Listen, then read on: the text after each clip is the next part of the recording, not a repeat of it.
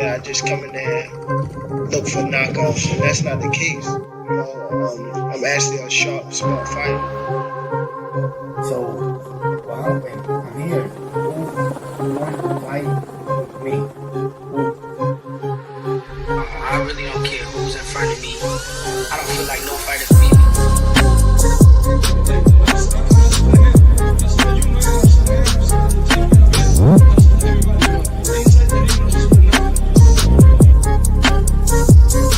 My goal is to demolish everybody, to be honest. Everybody that's in my way. The pinnacle to any weight division is to have all the belts, all of the titles.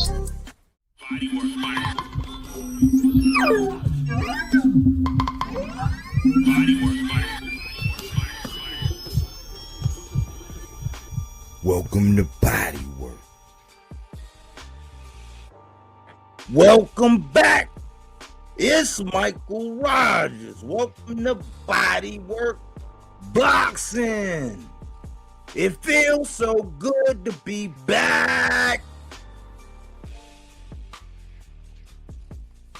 Man, we had the biggest 4 days of boxing of this year. We had Pro Box on Friday. We had 3 cards on Saturday. We had Pro Box Monday. You actually had a couple other fights on Sunday. Man, there was so much going on, man. So much, man. Pro Box was out here right around the corner from the warehouse I'll be going to. They was out there. It was just so much going on, man. And you know, I had the privilege of being on call. So I said, man, what's the chances? And then not only being on call, but I think it was 17 hours on Saturday. It was 17 hours on Saturday, like 7 or 8 on Sunday. I'm like, so me trying to watch everything, be responsible, have my notes, you know what I'm saying, keep track of everything that was going on. It was a task. And then they hadn't really cleared the streets out here the way they were supposed to, and everybody. If you want to have some good water cooler talk, you really want to know where somebody's mind is, bring up how they did not shovel away their stuff right. You know what I'm saying? I mean, I could see so many things going on because they didn't do a good job with the snow out here. Just all in all, a lot going on. But however, if you're in love with the sport of boxing, you would definitely always find yourself with something that you can gander at, something that you can critique, something that you can learn, something that you can be entertained by. We had a lot of instances where we heard, and the new. And my thing is, all my parlays got busted, like early. I was like, whoa. Like, it was just wild. By the time I seen Josh Kelly and what he did to Bakhram, got denied his research, man. We had 2 boogeymen get denied their boogeyman recertifications, man. Here recently, we had Sabril with the Dalton Smith, and then we had Josh Kelly with Bakhram Murtazaliev. And I'm sure we'll double back in that, but like, you had Xander, definitely the pride of Puerto Rico right now. He deserved it. The dude looked big. He looked sharp. You know, I had did some research on Abbas Baru last week, and I was like, man, this is very interesting. But Xander is on his way. Xander's on his way. I mean, can he beat any and everybody? No, but like, he is definitely developing. He definitely did that, made history. You know, we had Shushu.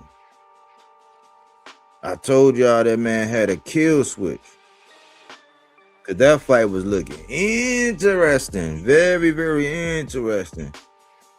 Cause Carlos Castro, he was in there like, man, you ain't gonna take my cornbread. You gonna have to, you know what I'm saying, knock me out for this cornbread. You know what I'm saying? I got to eat.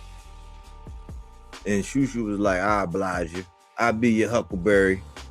And for him to come out with MOP, and I'm sure we're gonna talk about that. I'm proud of Shushu, man. Proud of Shushu, man. Like he got it the hard way. You know what I'm saying? That so now he passed that. He passed the test where the Belangas and these people who, you know, from the top ring diet, like he actually passed the test, man. That was not no Castro. His mindset was good. His tenacity was good. He know how to use that weapon that he got. Man, it was adversity in that fight. It was looking scary. You know what I'm saying? They got ugly. And we saw all facets of the game. We seen some boxing punching. We seen a little bit of everything, man. But I'm proud of Shushu. That was his moment. You know, you had Keyshawn doing that body work. If I'm gonna salute anything, you know, I'm biased about that body work, you know, and he did that body work on old Jermaine. You know, I know we're gonna get into that. And we got mayhem. It was mayhem in Gotham City, man. And it was a full moon yesterday. I don't know if y'all know, but that energy around that full moon, I was like, man, there's no such thing as happenstance. But we got the Joker. You know, he fell so flat on his performance, and he pretty much got unstrapped. That would be the meats and the potatoes, man. I was just grateful to be able to make some bread, you know, put in some good hours, and you know what I'm saying, like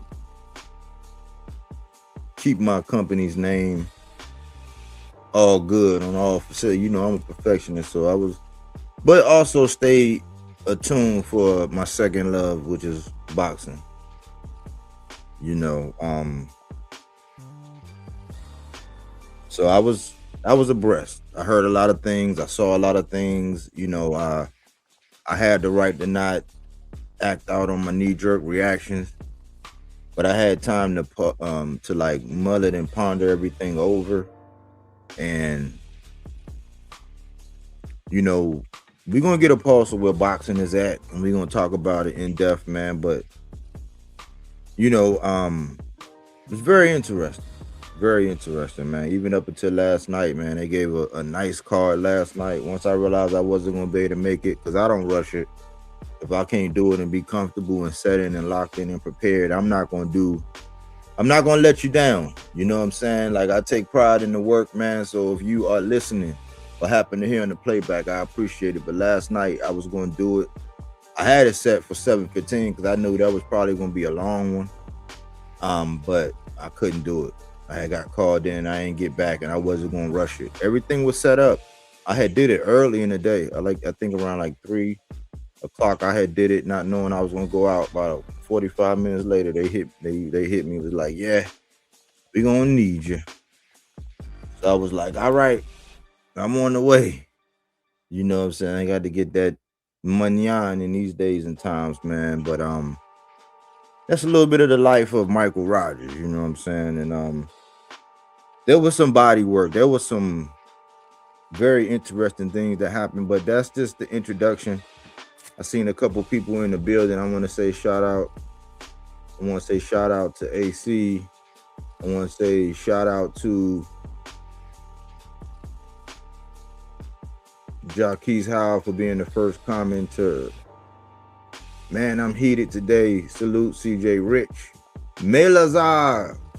Conseba. I was wondering what was going on with you. What's up, Melazar? I believe they robbed Murtazaliev. Man, Melazar, you're going to have to get up here, man, because, man, you still in thunder already. I ain't even get there. And shout out to Shakur. Yeah, shout out to Shakur, the man of the hour. the man who was able to become 4-time, 4-division champ. You know, and a great performance. You know, easy day at the job. You know, big payday. Showed his ability to just stick with a game plan, and he's donned a new nickname for me, Strategic Stevenson, man. That man is a thinker, man, and I'm not gonna give away any of my thunder, but if you let a man, especially a boxer, have space, time, and distance, and you let them think, man. Not gonna steal my thunder, man. What's up, AC? How your day, bro? Real talk about Honeybee. Salute. Man, my day went by pretty good, man. Basically been putting the finishing touches on what I'm working on behind the scenes, and just been reflecting about this week and looking at certain things and just trying to figure out certain things that came across my thought process that made me research for commonalities and patterns. So yeah, I don't want to steal my own thunder, but that's where I'll keep it. All right, then let's get into the housekeeping so we can cook.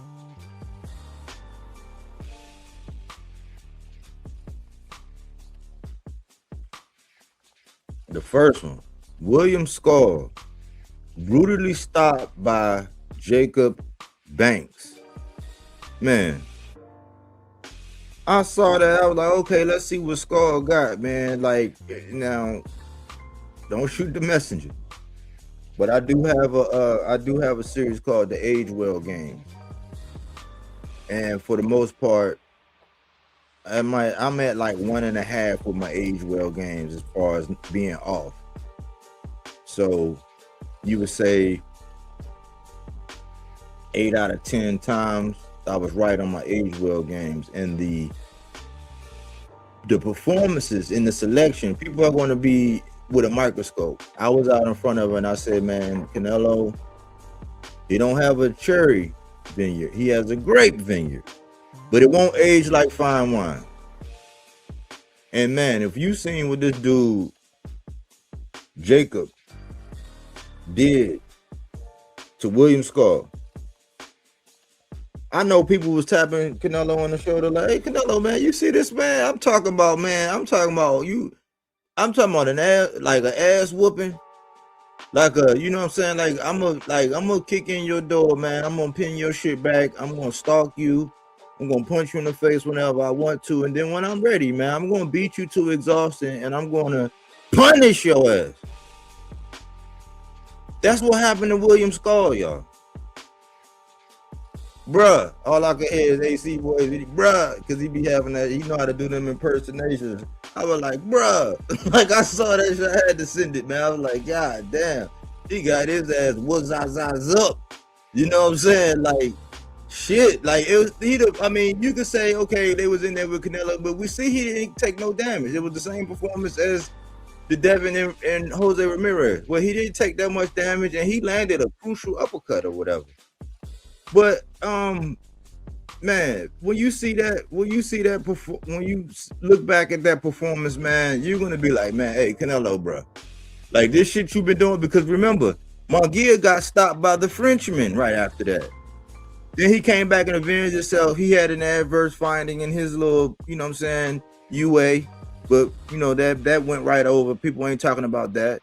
But remember, right after Canelo, Munguia got stopped. Like after Skull and that skullduggery he did, he go out here and people see him again, and some dude named Jacob Banks, you know what I'm saying, like just brutally beat him up and put his foot all up in his ass, man. Like, man, the year boxing got, like, that's why I say 80% of boxing is good if you stick to the stuff inside the ring and you like the sweet science and you want, it was a little bit for everybody in that aspect.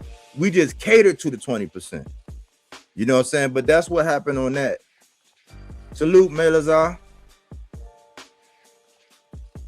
But okay, so the second one, it's an unwritten law, man. And it's 2 years ago I did a little thing about the top 5 toxic fan bases, and I think it has caught home because number 1, Einstein's. Raise your hand if you know who was number 1.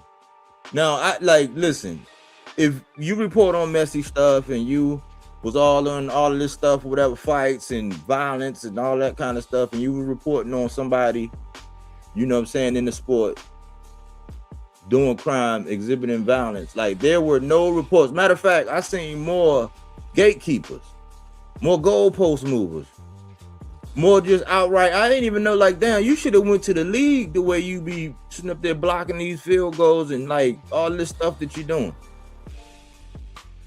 But they got out in front of it, and there was no news. Like, there wasn't like no. And then I heard somebody say, no, listen, we're not gonna talk about that, man. If you want to talk about TMZ, now when it comes to another boxer, oh my gosh, you would think that was the TMZ of boxing. Yikes! Like, I don't understand it. But there was a boxer, because I laid out precedents. I see that word is getting very popular. I laid out precedents on these things. So, and I'll highlight a one-on-one, like a Bernard Hopkins in Bill. Remember when Bernard asked him to take him, because he called Bernard a cat burglar, and I said, man, this dude's out of pocket, bro. Somebody need to tap him on the shoulder, man. But when Bernard invited him to the restroom, you know what I'm saying, to have a little chit chat, he was like, I ain't going nowhere. Reminded me when I was in basic. You know, so I had flashback. Yep. We had that situation with Hopkins, but then you had the carnival worker punching. Nobody said nothing. You had the weapon found in the car. Everybody got out in front and said, no, that was really his bodyguard. All this. So I'm like, man, you had that incident. Then you had, what else you had? You had the Ryan thing that went on. You had the Brian Norman with Brian Norman, like the security guard and Brian Norman flipping that man over. You know what I'm saying? You had that instance, but nobody ever, like, that's why I said, like, so don't knock me when I be like, nah. That's why you don't see and hear me talk about certain demographics, because there is a D hive, there is a B hive, there is a key hive. These hives keep growing. So there are things that you don't talk about, but it's the unwritten law that you don't talk about it, because people, they don't want to be TMZ when it comes to anything Devin, which is whack. Anything about somebody else, they got in the mess hall with their chest out, with their loudspeakers. Like, use your motherfucking library voice if you're gonna be like that. I can't do it. I can have hundreds of people sitting around. I'm not gonna do it, man. I don't get down. But like somebody, and then the part about him getting stomped. When I seen Tiger face, like all that shit, I'm like, he's a boxer. Like, this shit, y'all gonna let it get out of control? What? Somebody gonna get hurt, but it's an unwritten rule. Like, so all y'all hypocrites who reporting on everything else about somebody being on a run and all that, and that's starting to look real crazy, because a lot of people that are reporting on all the magnitude and all that, and when the information as it slowly comes out, because we don't have all the details, it's looking like y'all are going to have to do. It's going to be a month of crow. It's going to be a month of crow when this shit come out. And whatever happened. That's why I reserve the judgment on certain things. But like, y'all refuse to report on the Haneys. Y'all refuse to report on what happened to Tiger Johnson and all of that. And amongst any other thing. You know what I'm saying? But once again, that was part of the mayhem. I called it mayhem on Friday at the weigh-in. Once again, at the weigh-in. Creating headlines. You were the biggest talk at the weigh-in of their fight. That's why I question, okay, fights that we asked for versus big fight, promotional wise, Devin and them still in the headline on Friday night. You know what I'm saying? All those things. It was a nice fight. It was a big fight. A lot of people came out. But nobody talks about that, man. That's why I say, man, if I ain't gonna say nothing good, then sometimes I just don't say anything at all. The last one, so we can cook. Ship Jumpers Anonymous. Just dial 1-800 I'm whack. Like, y'all. Like, listen, man, you cannot be out here jumping from crotch to crotch like that. Y'all pulling out y'all reach around extenders. Y'all got your throat coat. You displaying your tonsil jewelry.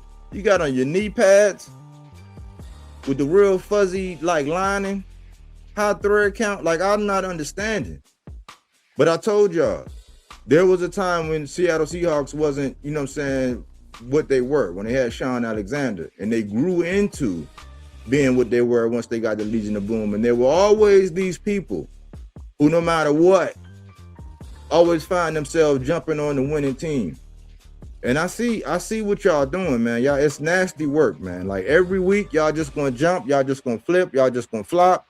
It just won't stop.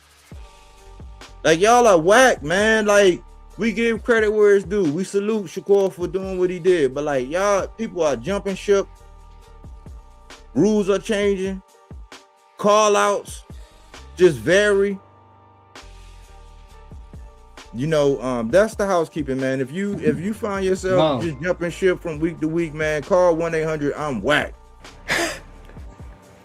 Whack. Y'all, go ahead, y'all. Oh my God, it's been a crazy weekend. A lot of action, you know, from Pro Box to yesterday. That I even knew the one yesterday was good, and a lot of shit happened. I knew Chuck. You see, I told you he cannot afford to flop it. He was gonna entertain the people. I'm happy about that. You know, like, I'm happy how people actually got it, like the victory and stuff, like Black Moreno and Puerto Ricans. You know, they grab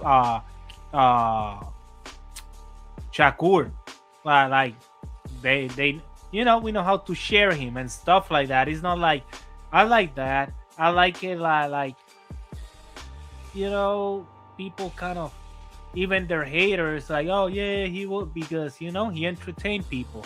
But it's always like you say, like, bro, call outs to divisions that he's not even there yet. Like, he's in 140 right now.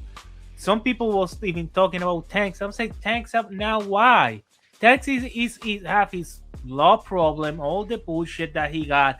He's not gonna go up 2027. The Shakur maybe being 147 or whatever. Now he become a bag.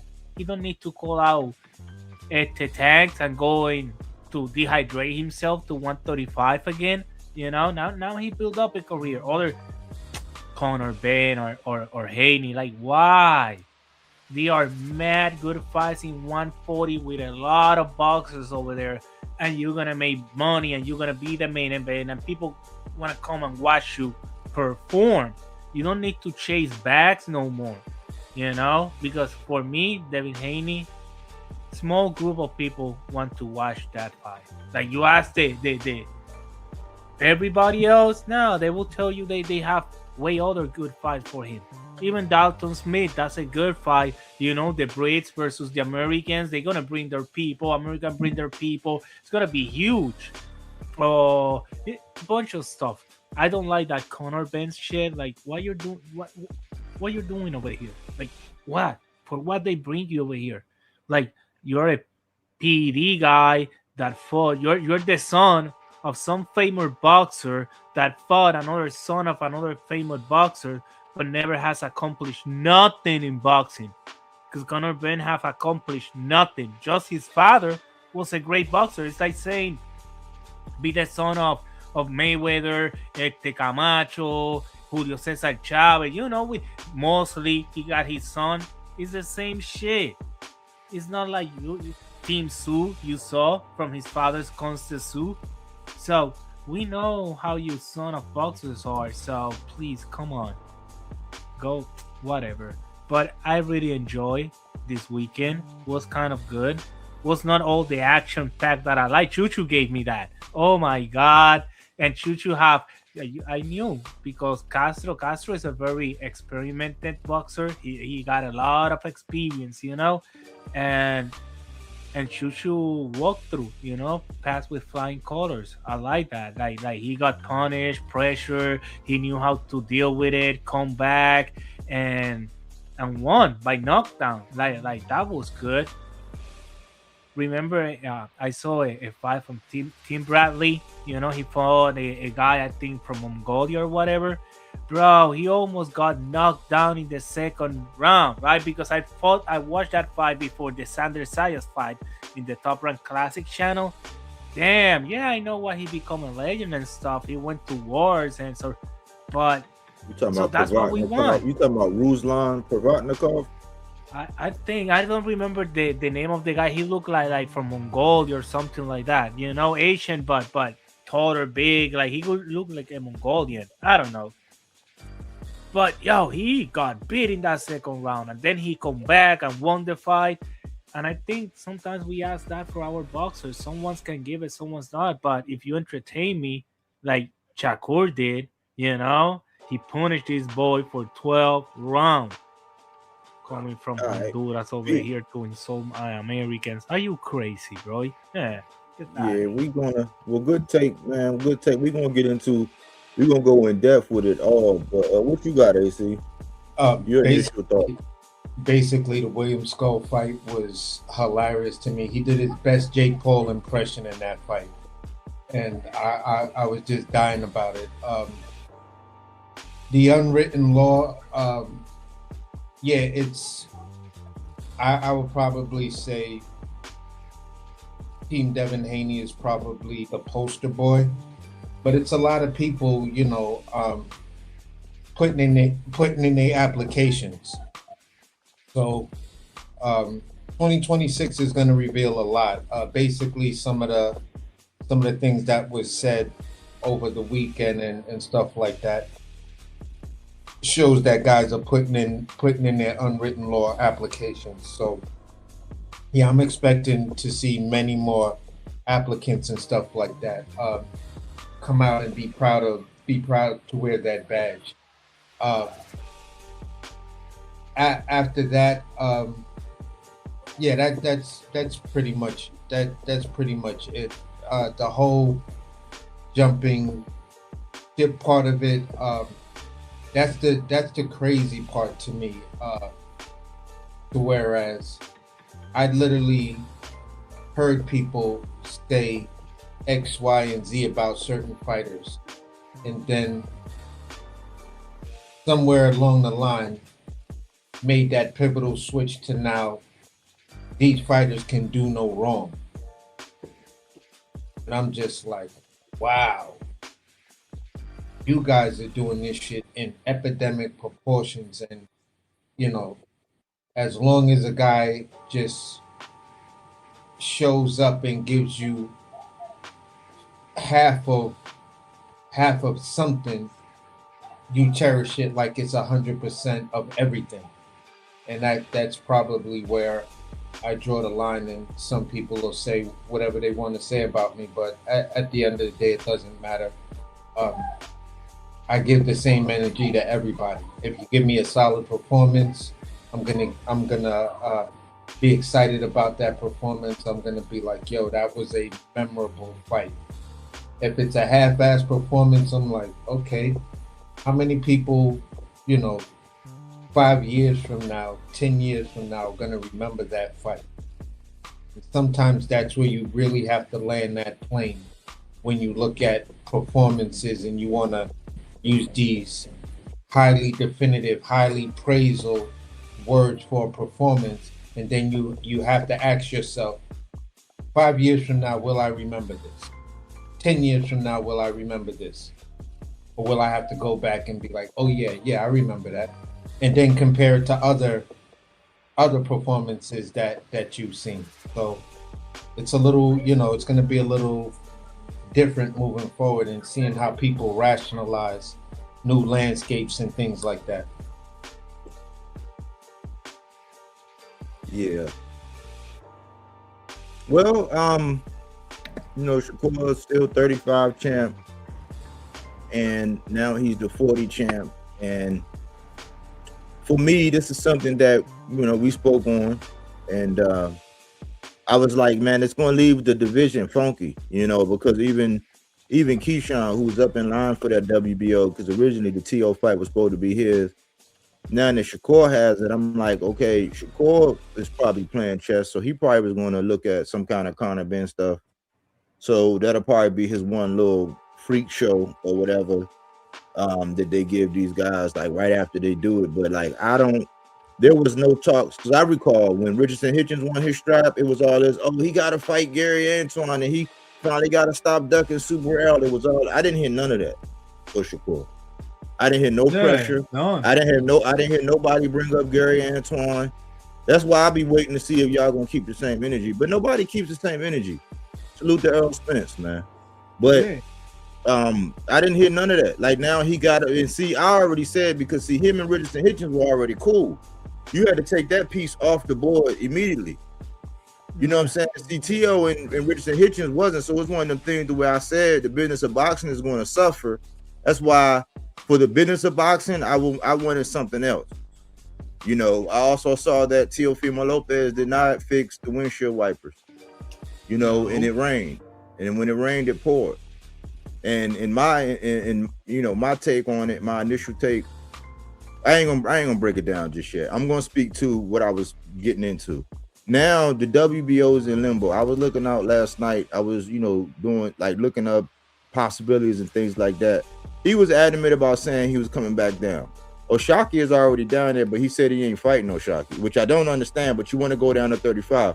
Well, Oshaki said he want to push the button and become the mandatory. If you think they had already like gave him, the Indian gave it, but I think he really made a decision not to keep it when he found out Shakur said he wasn't going to do it.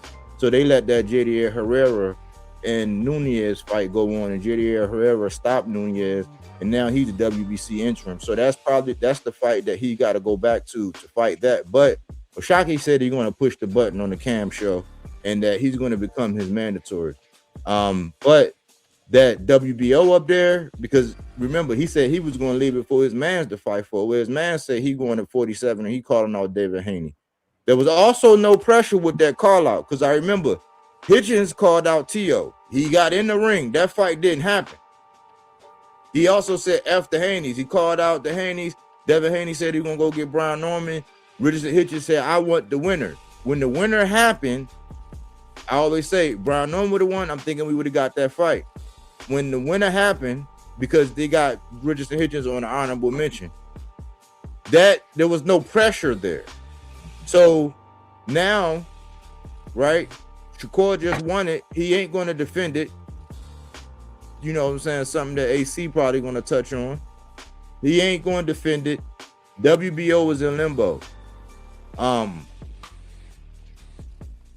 It's just, it left 40 in an awkward position, because even Robin, when it comes down to Keyshawn, I'm gonna keep this very brief. Excellent body work, you know what I'm saying, made light work, I mean not light work, but made work of Ortiz right here, right at the end, you know what I'm saying? So he got the job done, and he came through with what he said. I'm still trying to gauge where he's at, especially knowing that he's gonna go up another weight class, and he's gonna attempt, at least by name, by his voice, he's saying that, but behind the scenes, he's really wanting to get a Lewis Crocker, so that it'll be a unification. So because what I'm thinking is, right, the Turkey, whatever, he's putting the money, the investment. So I don't know why you want to make a gimmick fights and call out these guys in order when you can make a lot of money fights with all these boxers in the 140 right now. You know, at least in the Barrios, Ryan Garcia, they got Hitchens and Russell in the same court. So we're gonna see how they do whatever, entertain and stuff like that. But because remember, IBF, you have to fight your mandatory. After that one, then he got a that you can choose whoever you want to fight. Involuntary, right? So we're gonna see after that. Like, remember, these kids, instead of becoming money bags, they're chasing who is the boxer that is a money bag, so I can go, instead of becoming the money bag. What I saw in Shakur, like, I want to see you now unifying with the WBC, or I want to see you unifying with the WBA, or I want to see you defending your title. Yes, I want that. I don't want you being chasing this Haney in 147 or freaking Conor Ben. But if he's chasing money, the only big bag between everybody that's up there is actually Conor Ben. No, because Shakur hear is me the out. money bag. Hear me out though. I say that because in the UK, Conor Benn is actually a bigger star than Dalton Smith, so that cancels out Dalton Smith. When you talk about a fight with a big name that's recognizable, that can go down in history as legacy, that was promoted as legacy. This was basically the third fight between Eubanks and Benn. And now it extended to a generational thing of the sons happening. That is history. You combine Gary Antoine Russell and Richardson Hitchens combined career, they have not had that a historical moment of that magnitude. Gimmick fight. So that was a gimmick fight. But understand and for the British in the island of England. But let me finish. That was no legacy there. But let me finish. That was no legacy. At the end of the day, there.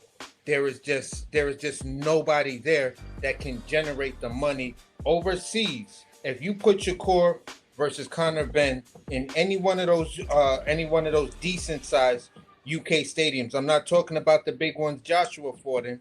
You feel what I'm saying? But a decent sized one, maybe some of the same ones Tyson Fury fought in. That shit's gonna bring in money. That's the sad part about it. It's a spectacle. It's Jake Paul versus Mike Tyson. It's gonna do what it's supposed to do. Yes, but Britain is an island. 1, 2, you don't have the Muhammad Ali act there. You don't have fighting in England is a waste of money and shit. Who cares, England? That's a freaking island in the other side of the pond. But then why if they want to make money, they can come to the USA. That is where the money at, where the real customers are. Like in New York, you got more population than the whole island of England. Like, why do I want to go there? But you don't have that saturation of dedicated boxing fans. You can pretty much, no one in it, when you take the whole of the USA, right? And you take, let's just say Japan and the UK, right? Both of those are 2 islands. But the USA cannot hold a fucking candle to how dedicated both these tiny islands are to boxing. Yeah, like Puerto Rico, and we pay pay-per-view. They can pay pay-per-view.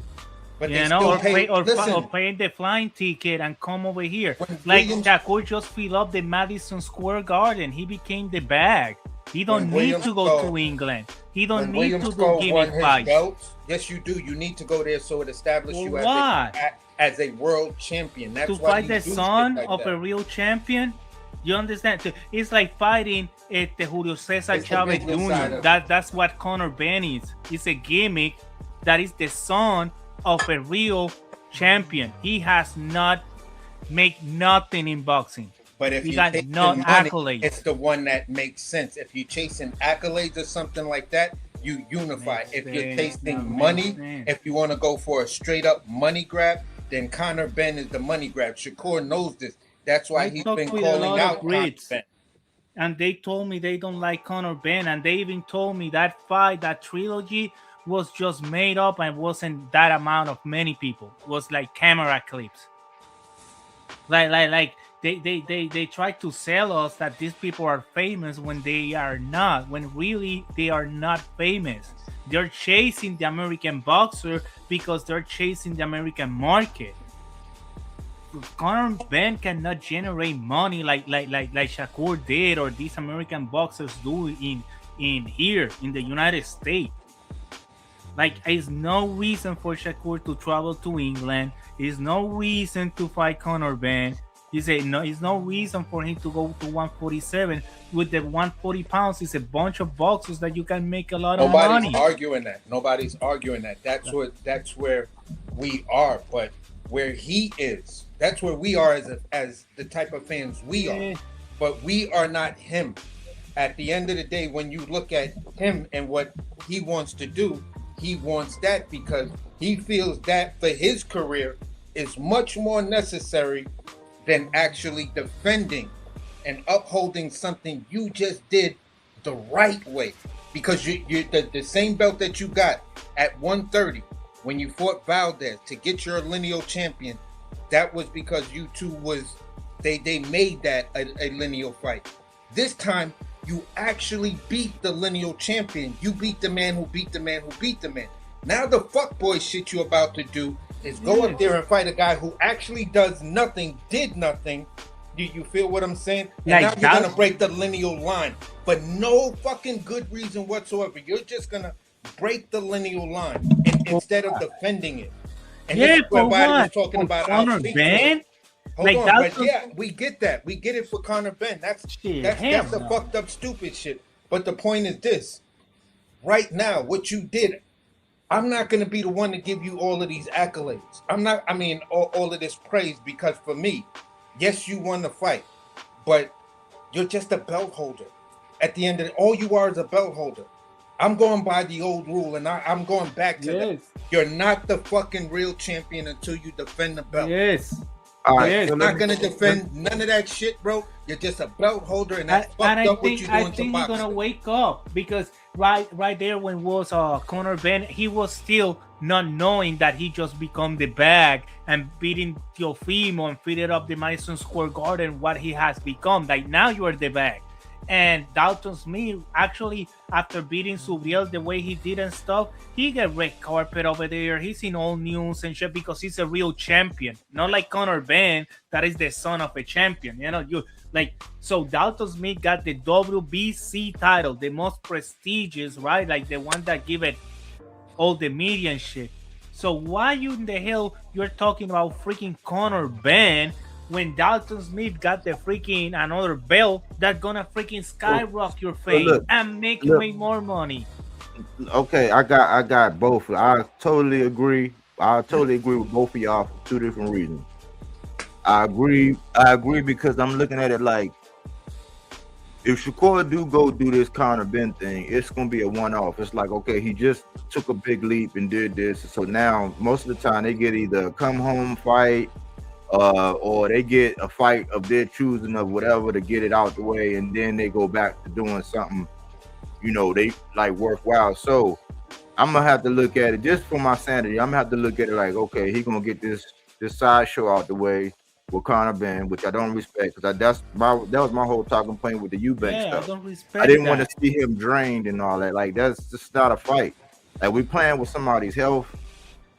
When you do that, you actually like at that level, like you playing with somebody's health for real. And if it wasn't good, if rehydration and all that clause wasn't good for somebody, if it ain't good, if people can't even do the IBF, we can't do the IBF across the board. Why are people condoning this type shit? That means people pick and choose like when they go for an IBF. Because if you can get in the fight, and then that's the case where you can't hydrate to be whatever you know what I'm saying, desire to be. It's like a freak. It's gonna be a freak show now, y'all.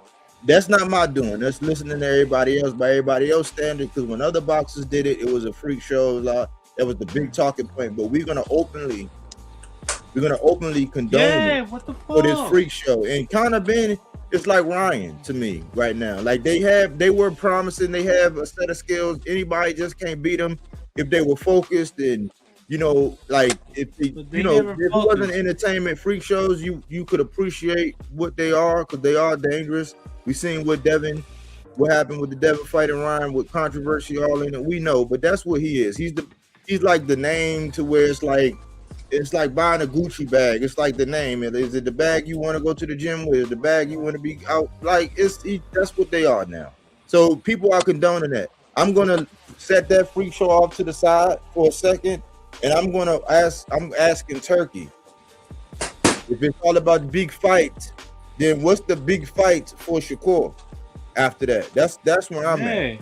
So I could see the one off, but then if he do the Dalton Smith, that would make sense because that'll be unifying. But I want to hear from everybody who when Richard Hitchens won, they said it was Gary Antoine. I don't hear these guys. I don't hear them. It ain't the same stat. I even heard somebody say the other day that they wouldn't even want to see Gary Antoine go back in there with Puerto. But I'm like, everybody else has to go back and get it in blood.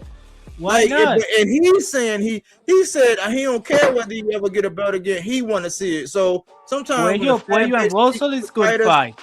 Huh? They should rematch. Puello and they Russell should. That's what I'm saying. But like, it ain't the same energy.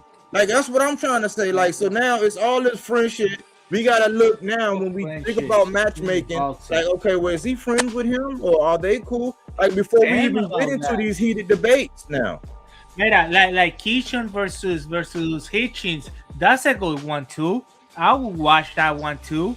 You know, but it's like give the fights are right there. Don't make gimmick fights. If you're gonna give me the Conor Ben, but I can see it with Jake Paul. I was not gonna get mad if I see Jake Paul versus Conor Ben because I know that's gimmick fights and it's other thing. But Shakur, the new fans that he got a bunch of new fans. Like, no, well, you know me, yeah, I can say, yeah, now I like him. I saw him fighting and I saw him putting pressure and stuff, and I like that. But if you go back and you fight a guy like Conor Ben, bro, you're gonna do like 30 step backwards. Like now I'm starting to get like respecting you, respecting your art, respecting your boxing. Like, okay, I'm digging you, and you're gonna give me Conor Ben, bro? Nah, nah. I can't. That's us. That's us as hardcores, like you know what I'm saying, as hardcores. Yeah, but it's a bunch of fans that's gonna be like that. New fans, like. Gotta bless my folks with a little of this 1.5K I won on Shakur. Hey, salute. I appreciate it, CJ Rich. Appreciate that, man. Means a lot, man. I appreciate it. Glad you won.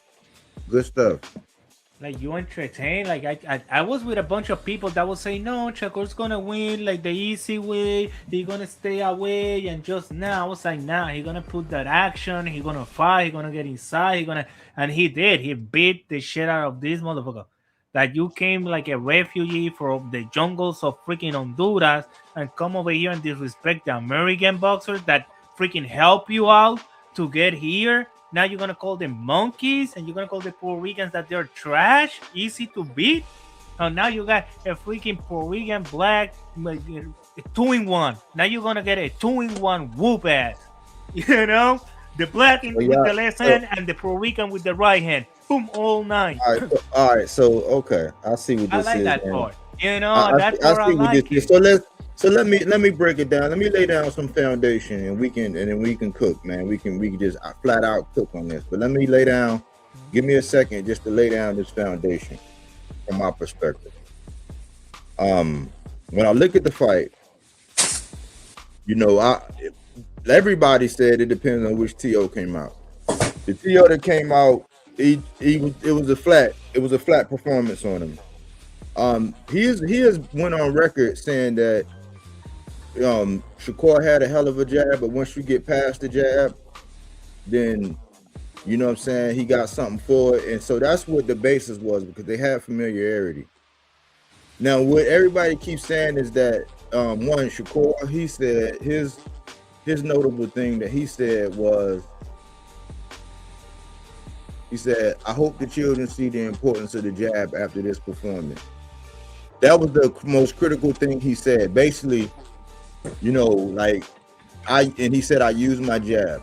He said, I use my jab, and you can see how it can impact a performance. And he dominated with a jab.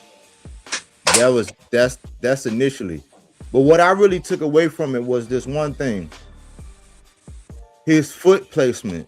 That front foot, that's what it is with these boxers. See, now, if you got somebody that like the pressure, like to come forward, and you have a solid foundation, but you have your foot out like that, it becomes a jockey for foot placement.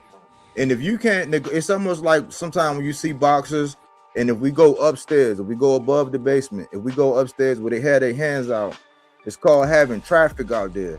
You can get somebody with bad head movement if you keep traffic out there, because in their mind, they like, damn, I got to get around this before I can even, so they can't come in full fledged.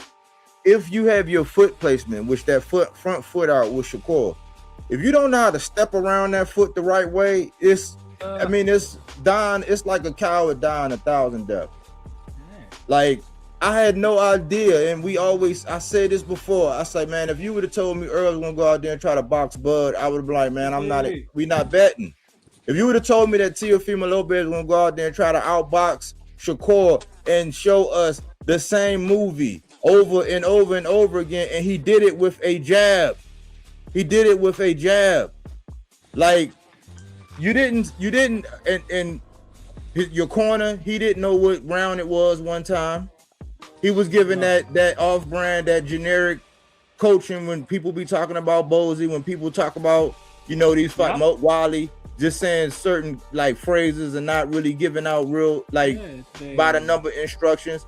His father, he had a couple one-liners that they had. I mean, it was just like, and this is what happened.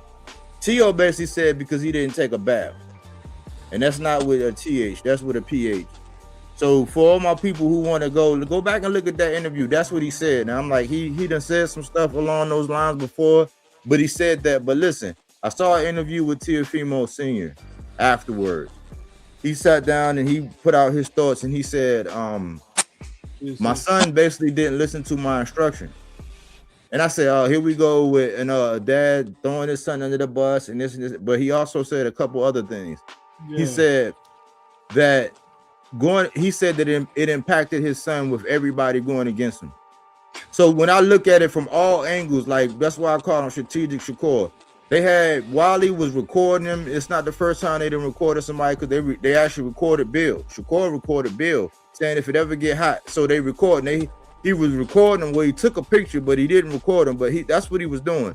So the father was, you know, they had somebody on him. I'm thinking they probably had somebody in the gym looking, oh yeah, he ain't fixed them windshield wipers. He ain't even gonna be able to get past the front foot. And when he do, he gonna run right into your jab because he ain't fixed it. And that's all that really happened. You know, but comprehensively, from the Andre Wards to having Terrence out there with the intimidation thing and just riling around like a loose pit bull. They had him, and it was just Tio. When you look up at the press conference, it was Jay Prince, it was Eddie, it was Wally, it was Shakur. They brought out the bottle. His father wasn't there. Like, it was just a bunch of shit. And he said that affected his son because nobody gave him a chance. That's what he said. Those are his words. Now, I was thinking, okay, cool. I'm listening to what he's saying, but I gotta take it, you know, with a grain of salt. Let me do some research. I went on and looked at Teofimo said I didn't listen to my trainer. He said I didn't even listen to the game. That wasn't the game plan. He's like, some of it was effective because we did do some good body work, and Tio did get to the body, but he said he didn't listen to his corner. Those stories gel with each other. His father didn't throw him under the bus. He wasn't listening because I was like, man, if you would have told me you was going to come out there like that, and I owe Deontay Wilder an apology. I owe Deontay Wilder a motherfucking apology because listen, Deontay Wilder, I don't give a busted eardrum. You got to knock me out. Yep. You can't talk about I'm the takeover. You can't just come in here and take over and the motherfucker take over a fight with front foot placement and a jab. You got to do me, man. You got to do me. Listen, even Cam said it. Cam said, man, nah, man, you got to sell out. Like, you got to sell out. Tio never sell out. You the champion. We expect for the champion to go out on their shield.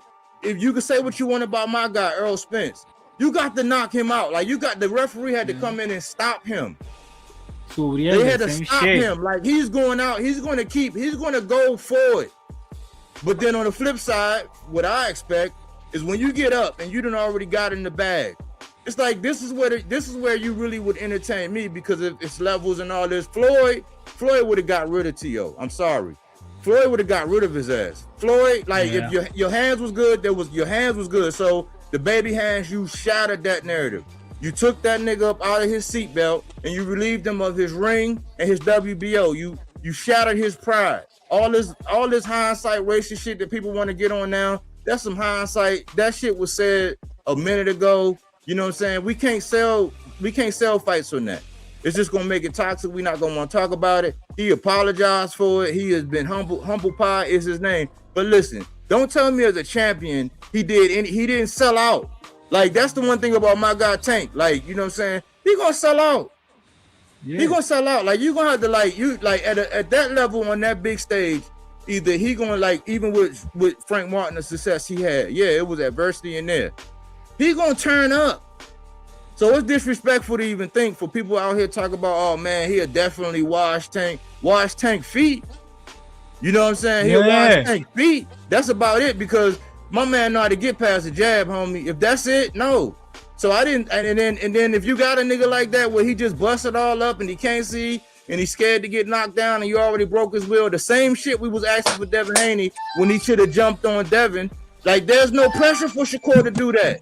This is the Shakur Stevenson era. a technical defensive fighter, you know what I'm saying, who the way you advertise him is, okay, this is your fighter's offense. Well, you ain't gonna be able to do that shit to Shakur. What's up? Let's bet. Big fights only. That's how you market him. Not with racism, not with nationalism, not with none of that bullshit. Skills pay the bills. Now, the last thing I got. When we sit up here and we say, because he'll tell you right before the fight, size don't matter. When he say size don't matter, but then want to go into a fight because another fighter in their negotiations and all that, because like that's what happened between Conor Ben and Eubanks. When you can go into a fight and dictate those kind of terms up front, then size do matter. Because if it didn't, you wouldn't need that. People wouldn't be crying and moaning about the IBF 10-pound rehydration. You know, so that's what I see. I would expect. I appreciate what Shakur brought to the table. Teflon Don, very strategic. You had T.O. all back down to a corner. You know what I'm saying? Nowhere to run to, nowhere to hide. And he showed up and he shit the bed. He didn't sell out. He didn't do it Deontay Wilder. He didn't do it Earl Spence. You got to take me out on my shield. You got to take me out. Berlanga, he went out on his shield. Like, I give him credit for going out. He went out on his shield. Hamza Raz took that shit. But like when you the champion and this is your throne, it's like you didn't even like do nothing to get past the jab. You just did the same thing. You were insane in that ring. By definition, doing the same thing over and over again, expecting a different result. Now I hope you crash land, and now it's they're gonna match you tough. They're gonna match you tough. But salute to Shakur for doing what he did. I got questions about the division 140. The road is my division, but that's the landscape. That's cool. Nah, for me, it was just looking back at it. That's where, at the end of the day, after the fight, I was like, okay, now we know what Shakur showed up. I mean, what Tio showed up. By the 6th round, I was like, I knew what Teofimo Lopez showed up. So once that was said, I was like, okay, so let's see how the talking points are moving forward, because that's not the Teofimo Lopez that even fought Jermaine Ortiz. You know what I'm saying? So with that, whoever that Teofimo Lopez was that showed up, that made the biggest difference. I was rocking with what many of his trainers were saying, that, you know, based on what they worked on, they just don't see no way of Shakur beating him. And these are the trainers and stuff like that. So, you know, whatever side you pick, it's, you're gonna go by certain tangibles. You know what I'm saying? You're gonna weigh in what the trainers are saying. And if they sound convincing and you know, they have that type of history where they produced many great world champions, then I'm gonna rock with that. So that's what I was rocking with. When I saw that guy in the ring, that was the most disappointing thing, because it was like, okay, so you made the decision to make Shakur Stevenson extra famous. That's there's nothing wrong with that. But how do you come back after this? You said prior to this your career was on the line. So with that type of performance, how do you come back when you knew what was real? You knew where the position was, and then you didn't even perform to the level that even showed us initiative that you wanted to win this fight. What was the adjustment? Yeah, just with the adjustment. So even with Abbas Baru versus Xander, I saw Abbas make adjustments, but they still weren't enough to affect Xander. Xander was just firing on all cylinders. His situation awareness, his spatial awareness, what was coming at him, muscle memory, everything was fine-tuned. That was his moment. You know what I'm saying? So he proved his moment when he got the belt, and then he stamped that moment by defending the belt and then unifying right off the bat. So for me, regardless of some of those other fights, Shu and Xander were the ones that I'm like, yeah, they saved the night for me. You know what I'm saying?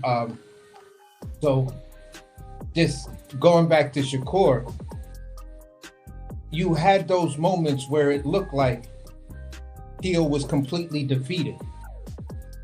You know what I'm saying? And I would say that was within the seventh, the eighth, and some of the ninth. He looked like he was depleted, and I guess someone told him that, yo, you're in the 10th round.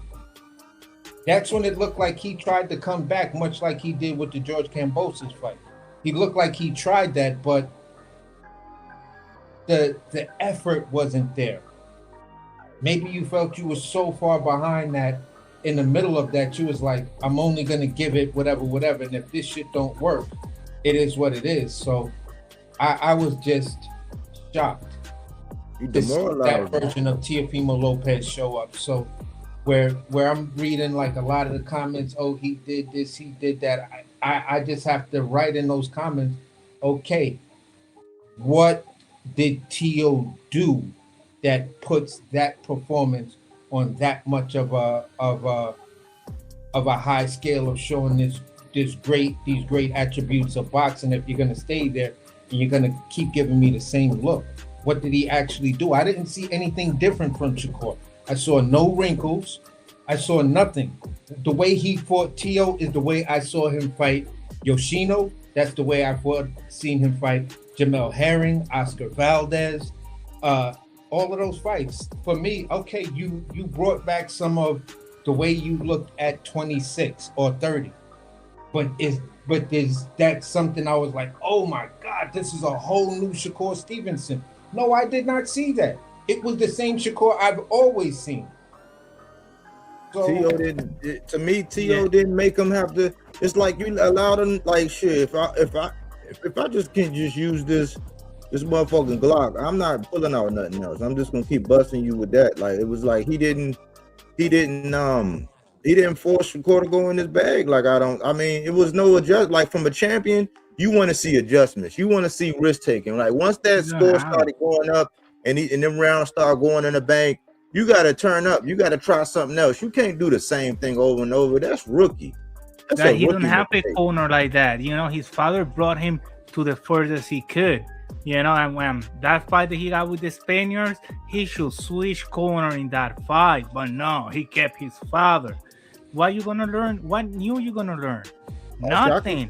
And I think for me, Shakur proved how low it is Teofimo, that he was way overrated, and Shakur just exposed him. You feel me? And it's a bunch of people. Like, Cepeda was a better fight against Shakur. Even Patley give him better fight, give him better opposition. That was freaking. Listen. We like Teo didn't make no adjustments, bro. Like, we know he can make adjustments. Like, look at all the things he did with Arnold Barbosa.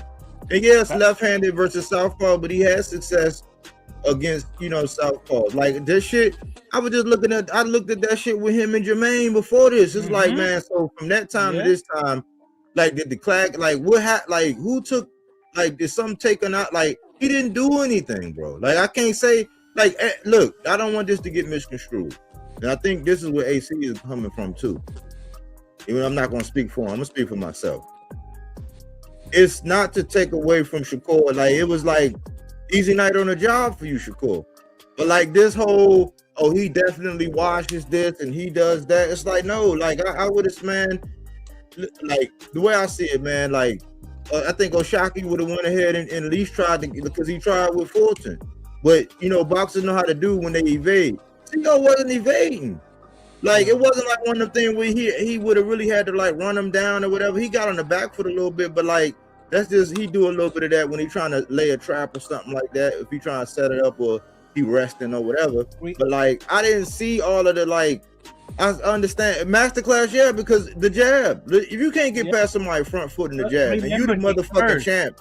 Like, Carlos Castro would have died on his shield. Carlos, he tried to kill Shushu a couple times. De Los Santos curse. Remember that Shakur was like bashed with that De Los Santos curse, right? And he's a runner in the back foot, and then people are saying, hey, he didn't finish Norman Jr. So they are saying that Shakur is doing like Haney, like moving the 12 round, all this shit.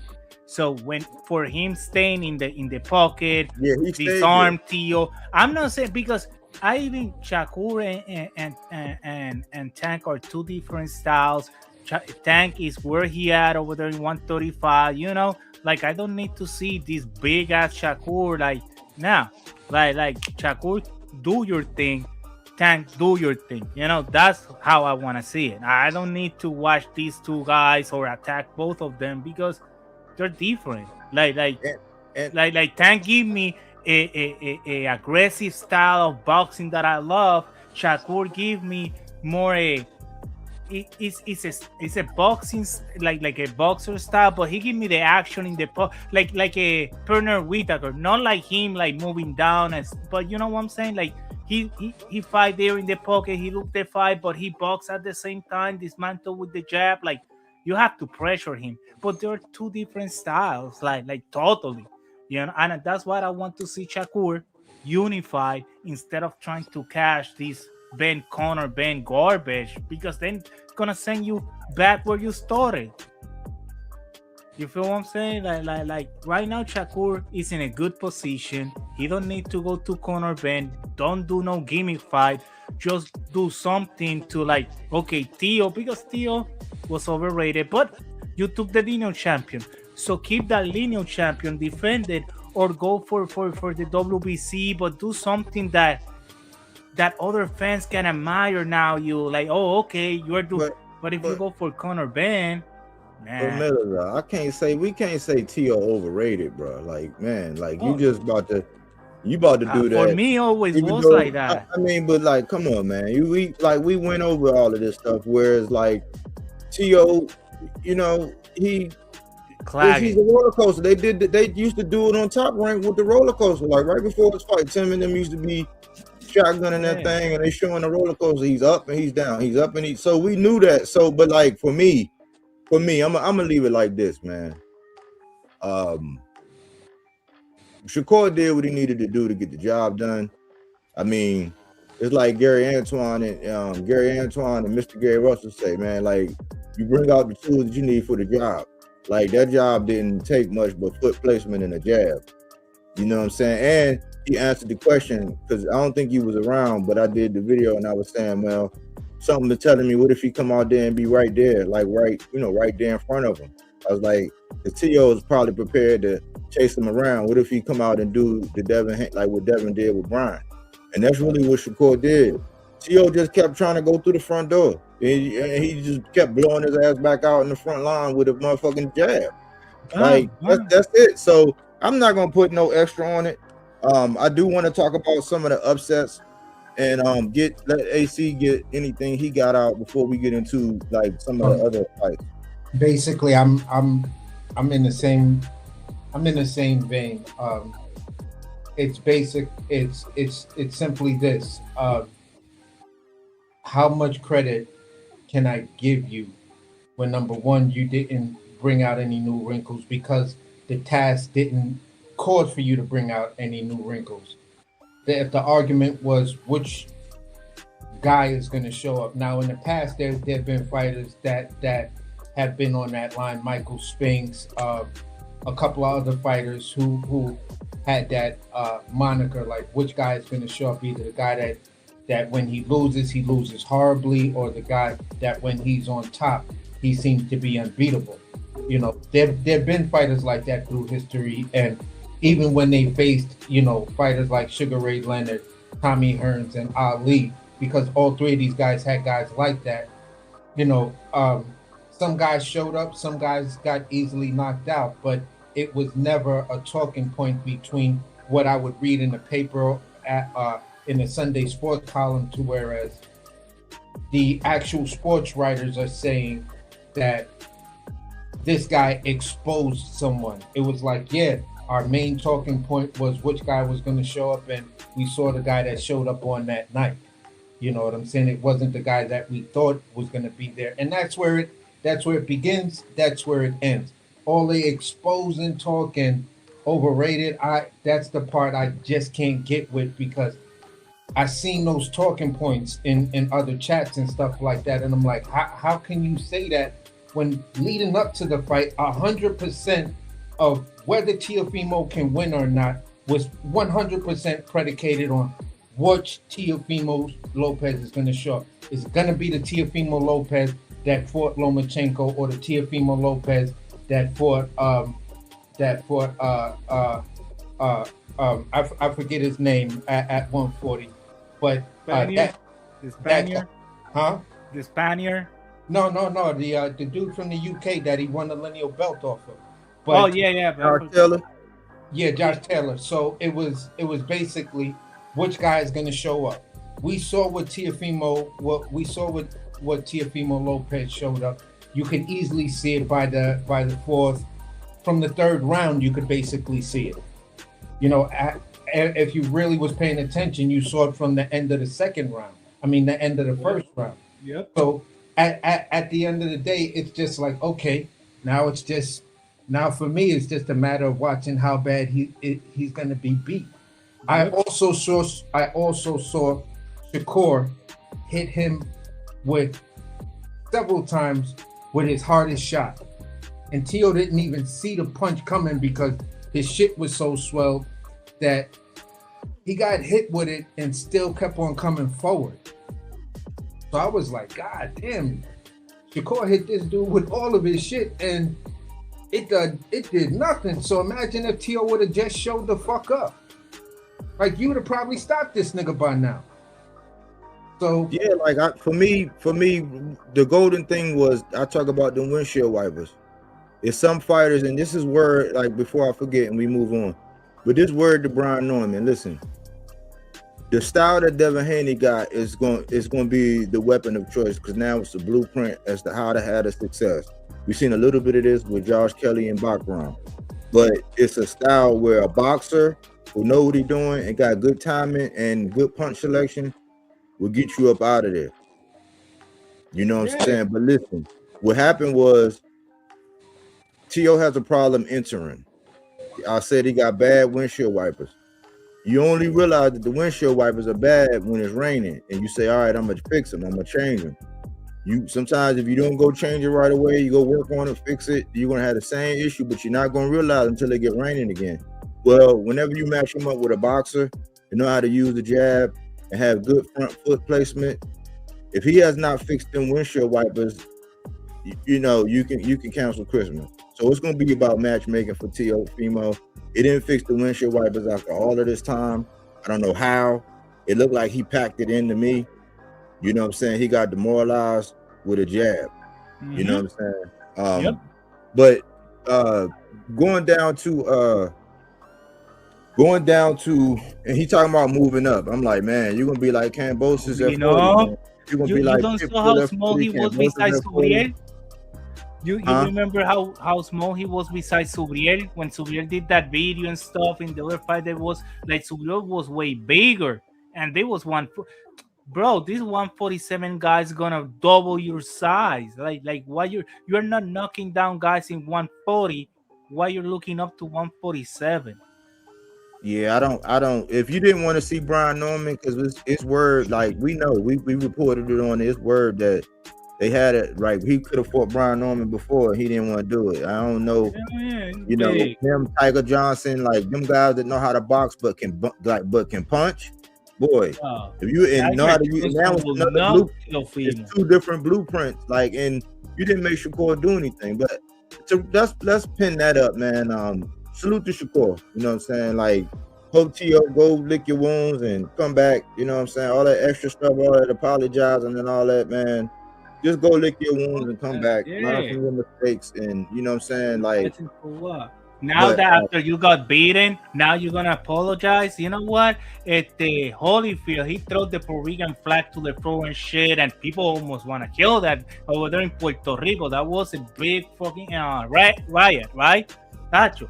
But he defeated Trinidad, but he went back and he apologized. You know, after defeating the guy, he anyway said, yo, my bad. It was just boxing and stuff. I want to hype up the people, but you're like, that's different. But after you getting your ass whooped, now you're going to apologize and be humble.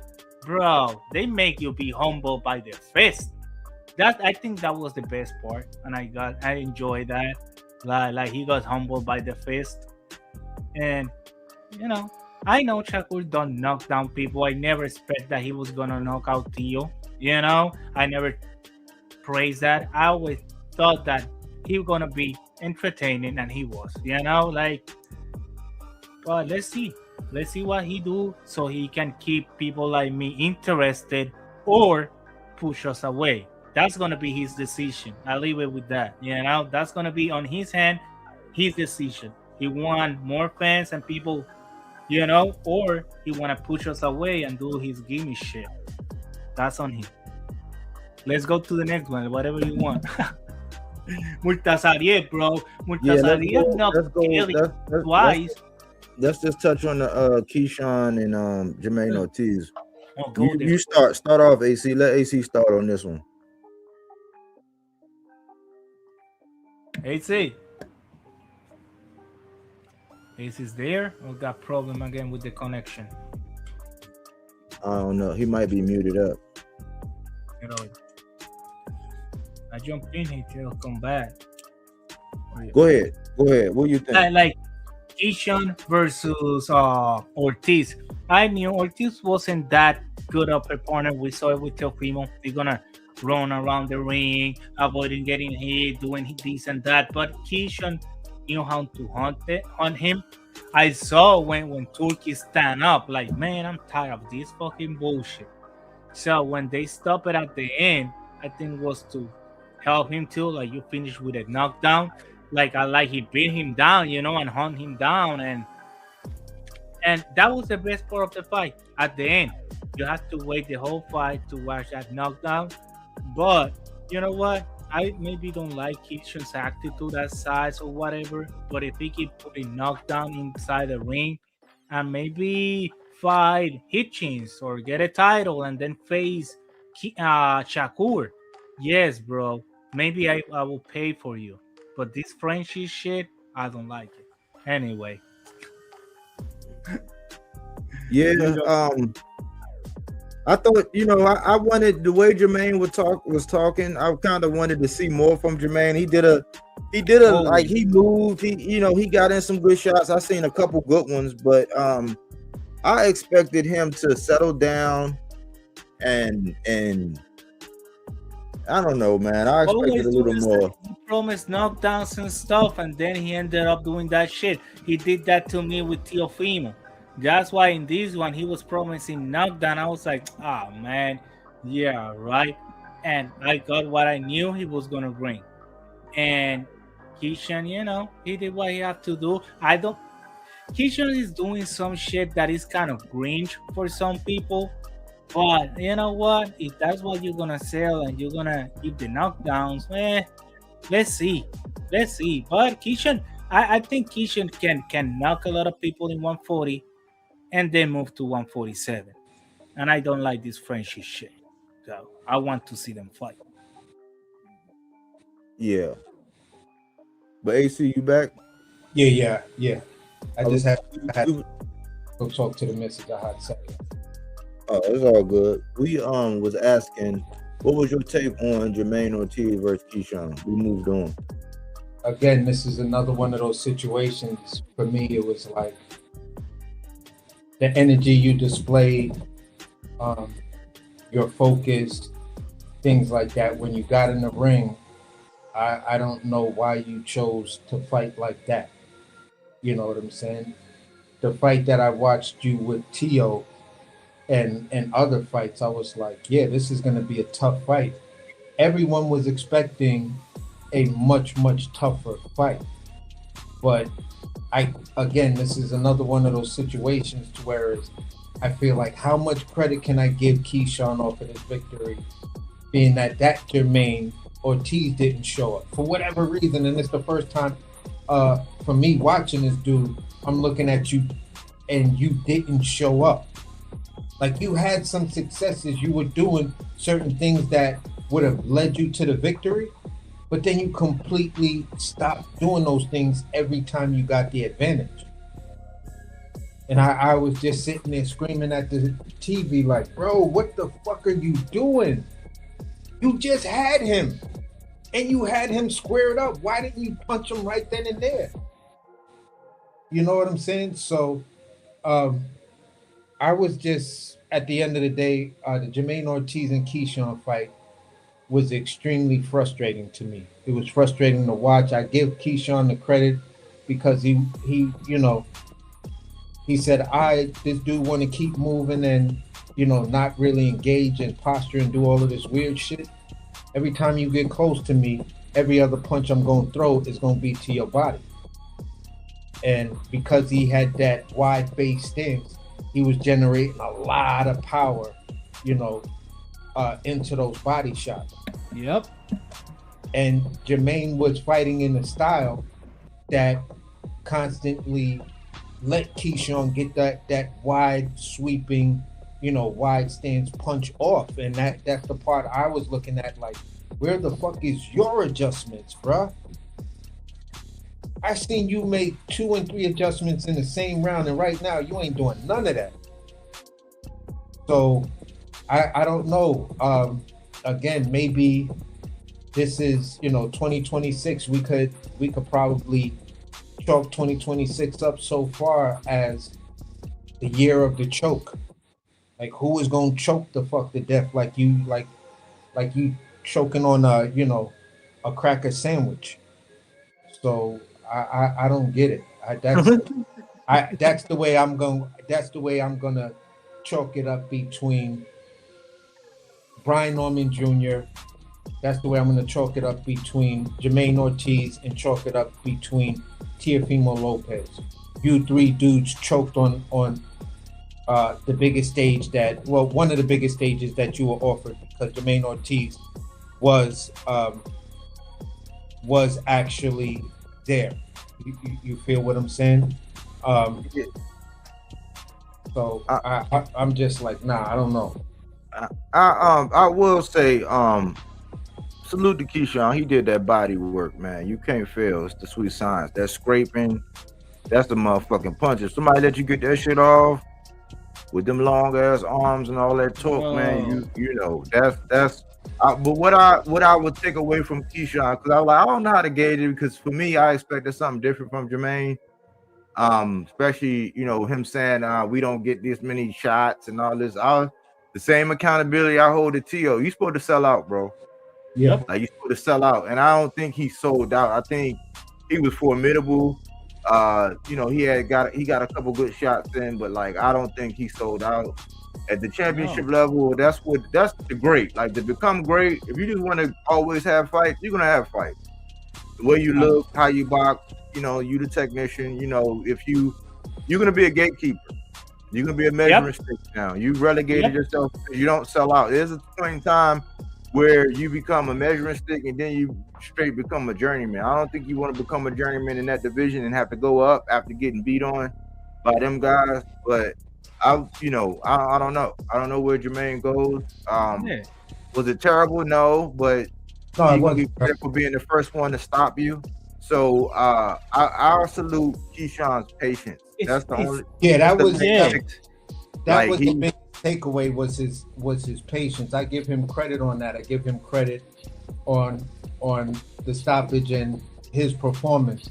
I give Jermaine some credit because he did those things that would have led him to victory. But again, he pulled his feet completely off the gas. That's where I have an issue with him.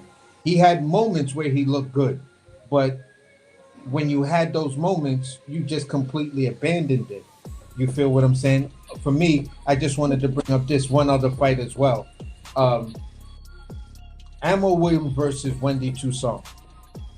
Wendy Toussaint is a tough fighter, a good boxer, but the problem I've always had with Wendy Toussaint, now that I was I couldn't make the connection when they first said it, and then I had to go back because I remember seeing this dude on this Long Island show that comes on cable where they show these fights out in Huntington, and Wendy Toussaint was there a couple of times. But what happens with Wendy Toussaint, he gets to a certain speed, and then that's it. There is no other gears. You feel what I'm saying? No matter when he could get a fighter in trouble, he'll see that moment and then won't do a fucking thing, go back into that same gear or stay in that same gear. Um,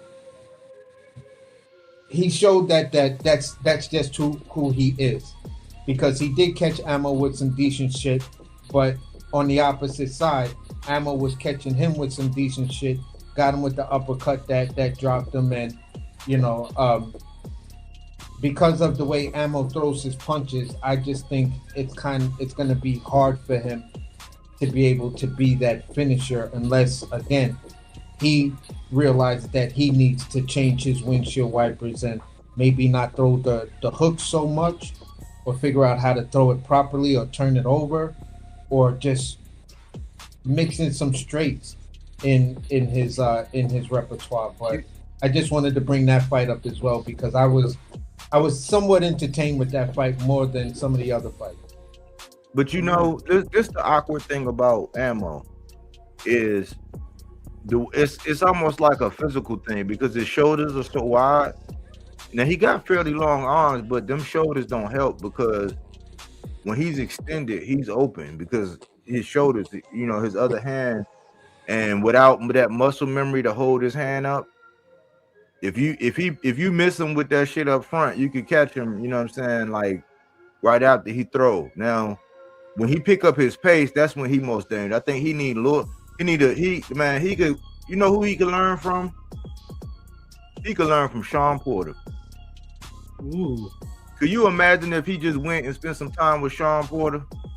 Very... Like, just like, man, just Sean, give me 2 months, man. Like, just work with me, like with his physical gifts in that motherfucking left hand, but that rough. If he learn how to if he learn how to use his shoulders, use that shit to his advantage, and go in and out and go laterally more so than trying, because like certain boxers, you're not gonna be able to go in straight like that. You're gonna have to, if you don't got no lateral movement, it's easy pickers. Like a pure skill one, you gotta be able to move laterally. That's why Oshaki's so good. He could do it from both sides, laterally, frontwards.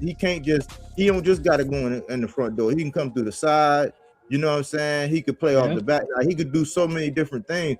If Ammo were to go spend some time with Sean Porter, my goodness, you know what I'm saying? Because a skilled boxer, that's why the Hamza, he would never be the Hamza. It's the windshield wiper. So if you ain't gonna fix him, let's adapt your style a different way. Even a little bit of time with Mike. If he spent a little bit of time with Mike and know how to work that torso and stay up under that high guard, because he got some long ass, thick ass arms. Yeah. So he could do it if he learned how to get that upper body momentum, that mobility. Ways, but I liked how his coach kept on telling him, stay low, because if he stayed low in that stance, when he does throw with that wide, he can adjust the punch to go over, you feel what I'm saying, or beat you to it or punch with him.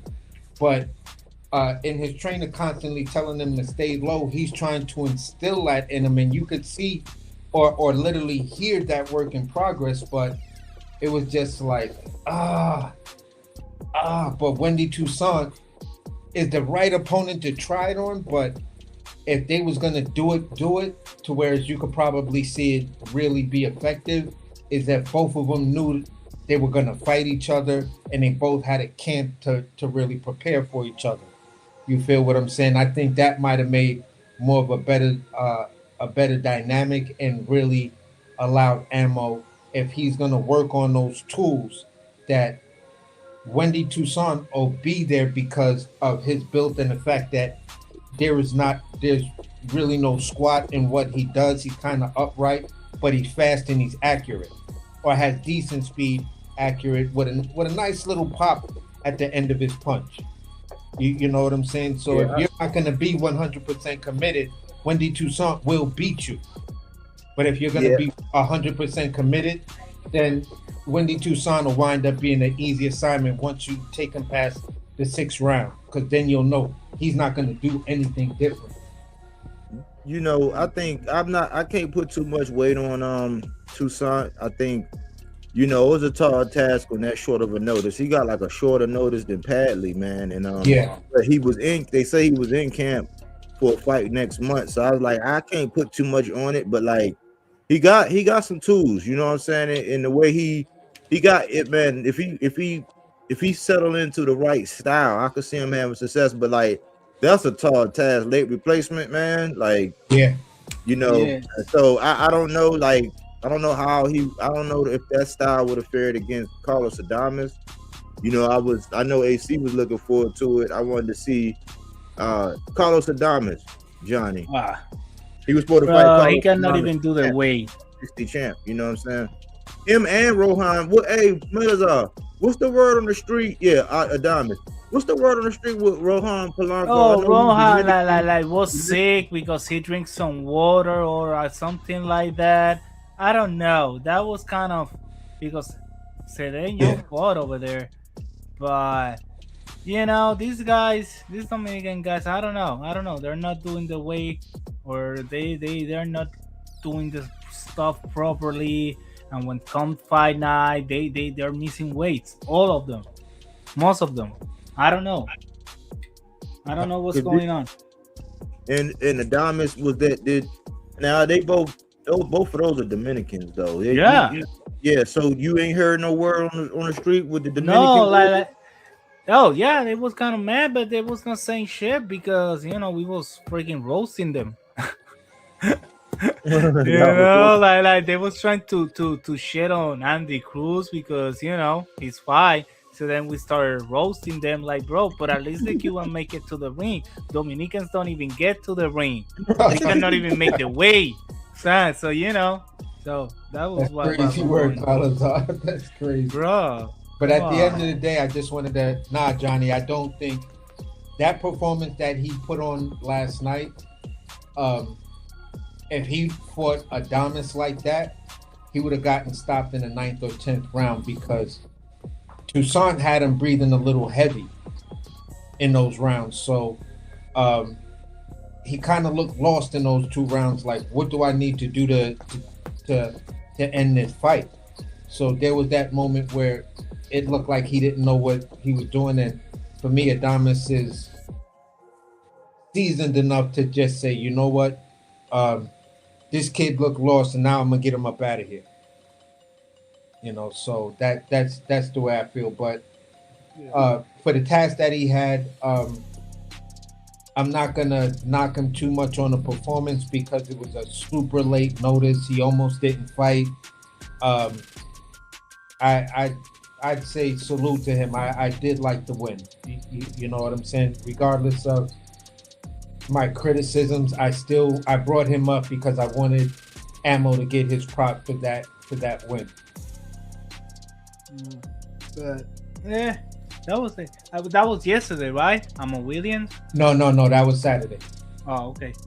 Like I don't know if I saw that one, but like the one from you know what with Jermaine Ortiz, I think he's gonna be more difficult for him now to get some good money fight. You know that you are a gatekeeper, but you're still making good money, like Arturo Gatti did and stuff like that.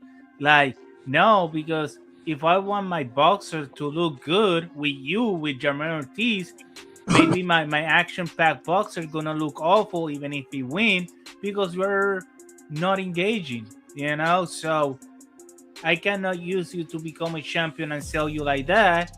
But now I cannot even use you as a good gatekeeper because you are not gonna make the other guy look like I don't know. You know, you have to be like that, like Kishan, very patient and stuff. And even Turkey stand up out of that fight. He was bored to hell. Like he was in his cell phone, all kind of shit. So it's gonna be hard for him, for Jermaine Ortiz to get another good big fight. I think it's gonna be kind of difficult for him. But you know, Chuch, and then coming after Chuchu Carrington did awesome. You know, like how he fought, how he went through struggle and shit. Like, and people was like pump up after Chuchu, and then you get this. You know, so I don't know. But I don't know what I don't saw that one. Yes, but but Miss Coleman was like, I give Ammo an A because it was a late replacement. A lot of guys don't even beat their late replacements, you know. Yeah, that's like Pitbull Cruz. People don't realize Pitbull Cruz was a late replacement for Tank. Yeah, them late replacements, man, it's tricky because you're not preparing for it, and then you kind of go through that whole Man, I had, I was at the altar. I was getting ready to get my shot at the championship, but then they take it away, but then they still give you a fight. And it's a guy that's bigger. You fighting at a bigger weight, you know what I'm saying? He had to shrink down. Like, it was a lot. So, but I said, yeah, I was happy for Ammo. He got paid, got rounds, stayed active, plus he survived mental health. So I pulled for the young bro because a lot of people be bringing up mental health, which a lot of these guys, they'll use mental health as a crutch, but he really went through mental health. Like, he was posting something one point in time. I was like, man, Ammo, just take that down. He wound up going through it because he's one of the most athletically gifted. Like, you talking about being able to do somersault, backflips, tumbles. He could do all of that. And he like a real fighter, and he's a late bloomer. So I want him to stay active. He with Coach Kevin Cunningham. He's one of my favorite coaches. I think he should get a shine. He was behind Spinks, you know what I'm saying, his undisputed run back in the day, but he's one of them coaches that don't get enough praise or glory because he don't never get his guy. Ammo can be his guy. He used to help Lubin, but then Lubin went to pro box and then jumped around from coach to coach. But when he was when Lubin was with Coach Kevin Cunningham, he was doing all right, you know what I'm saying? So, I pulled for Coach Kevin Cunningham. I pulled for Ammo. So Ammo William won as a late replacement? No, Toussaint was the late replacement. It was supposed to be Ammo versus Carlos Adames for the belt. Yeah. That's why I don't saw it because and he with mental health, he held it together because he, you know what I'm saying, he did deal with that. That's why people need to. That's why I don't like when people play with it because I know boxers that really have it. But still, because man, they need because checks, man. They need to stay active and need them checks. You know what I'm saying? So that's him. But let's move to Josh Kelly and the Boogeyman, where Merchizaliev was supposed to recertify his Boogeyman card, and he got denied by one Josh Kelly in a devastating fashion, y'all. I was like, blew my whole parlay after after Nur Turhan, after she didn't stop old girl. Like, after that happened, that blew my shit. And then when the Boogeyman, even though it's funny that both of y'all at two different times talked about the questionable scorecards, and I had it on my scorecard different than the outcome, but I could see why they awarded Kelly because he was in Kelly's backyard. That's another thing you got to take in consideration. He was in Kelly's backyard under his promotion. Eddie won it, but it was still Kelly's promotional and all that. So the judges, the refs, all of that. As the champ, he went into enemy territory. Nonetheless, Josh Kelly, man, he did his best rope-a-dope. Like, he was not even rope-a-dope. It was like he was moving, he was stopping and timing, and like, man, he crumpled them. Man, he had and I called at one point I called Merchizaliev a zombie. I was like, man, but then I was like, damn, this is the if inactivity was a person, like, oh my gosh, you see how the that's why you got to stay active, man. If y'all can't, you can aim for the moon and land amongst the stars. Like, you can't be but so greedy because you gotta stay active, man. Like, I believe he would have done better had he been more active, but like, Josh Kelly put on a wonderful performance. He almost got stopped. They didn't count a knockdown. My score was different. I had Merchizaliev by 1, but I thought Merchizaliev was definitely going to stop him. Josh Kelly put on a wonderful performance, man.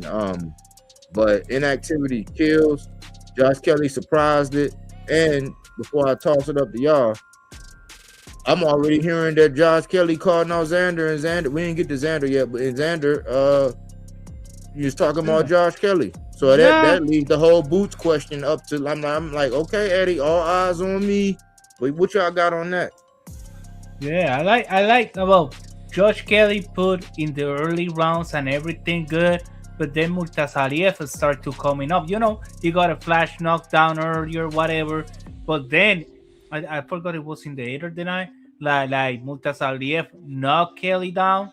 Then in the same round he gave it another knockdown, and the referee called it like, no, it's not a knockdown. So that take a point out apart from the scorecard, right? So, and was very close fight, like was a really close fight, but I don't know, like that is the part that I said that they did dirty on Murtazaliev because they didn't count the second knockdown.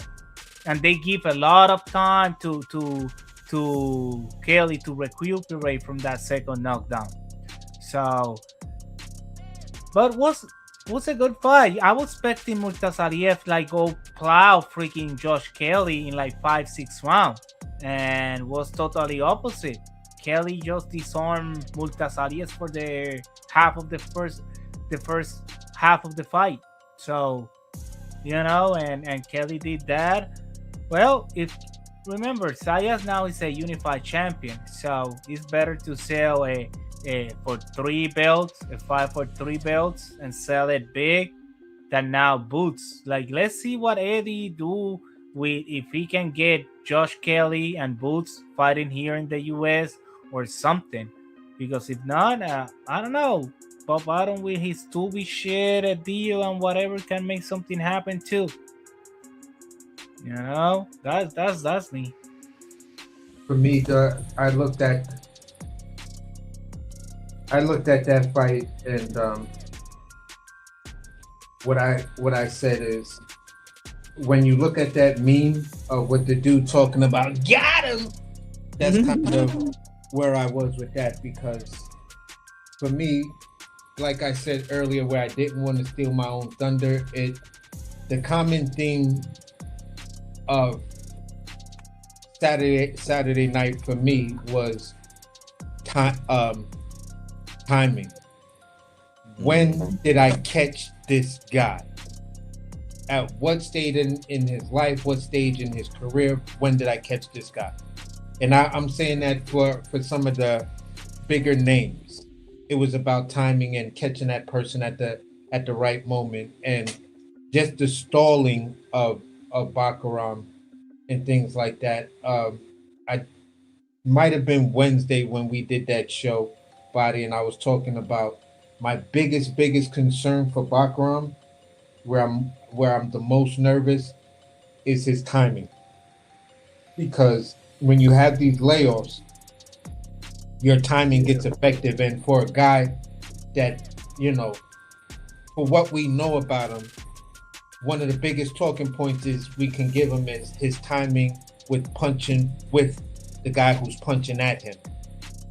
And because of that, he had that delivery system that can put people out. Mm-hmm. Beterbiev is another guy that is excellent at punching with somebody. Same thing with Anthony Yarde. So when these type of guys' timing is off, it makes it real easy for them to get beat the fuck up, because their one thing that they rely on the most is now off. And I was like, okay, he looked like he started to get it back, but it was more like I got it back, but I don't have 100% grasp on it. And Josh Kelly, was basically stealing those rounds. You know what I'm saying? Because he was doing a lot of movement, and then he would pick and choose those moments where he's going to throw flurries, he's going to pop shot him with something significant. And when you have the audience behind you, whereas if you just throw a jab, everybody,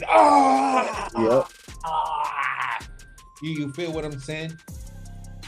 Those are the type of things that make a lackluster performance look like it's amazing, because you're just looking at what everybody's saying.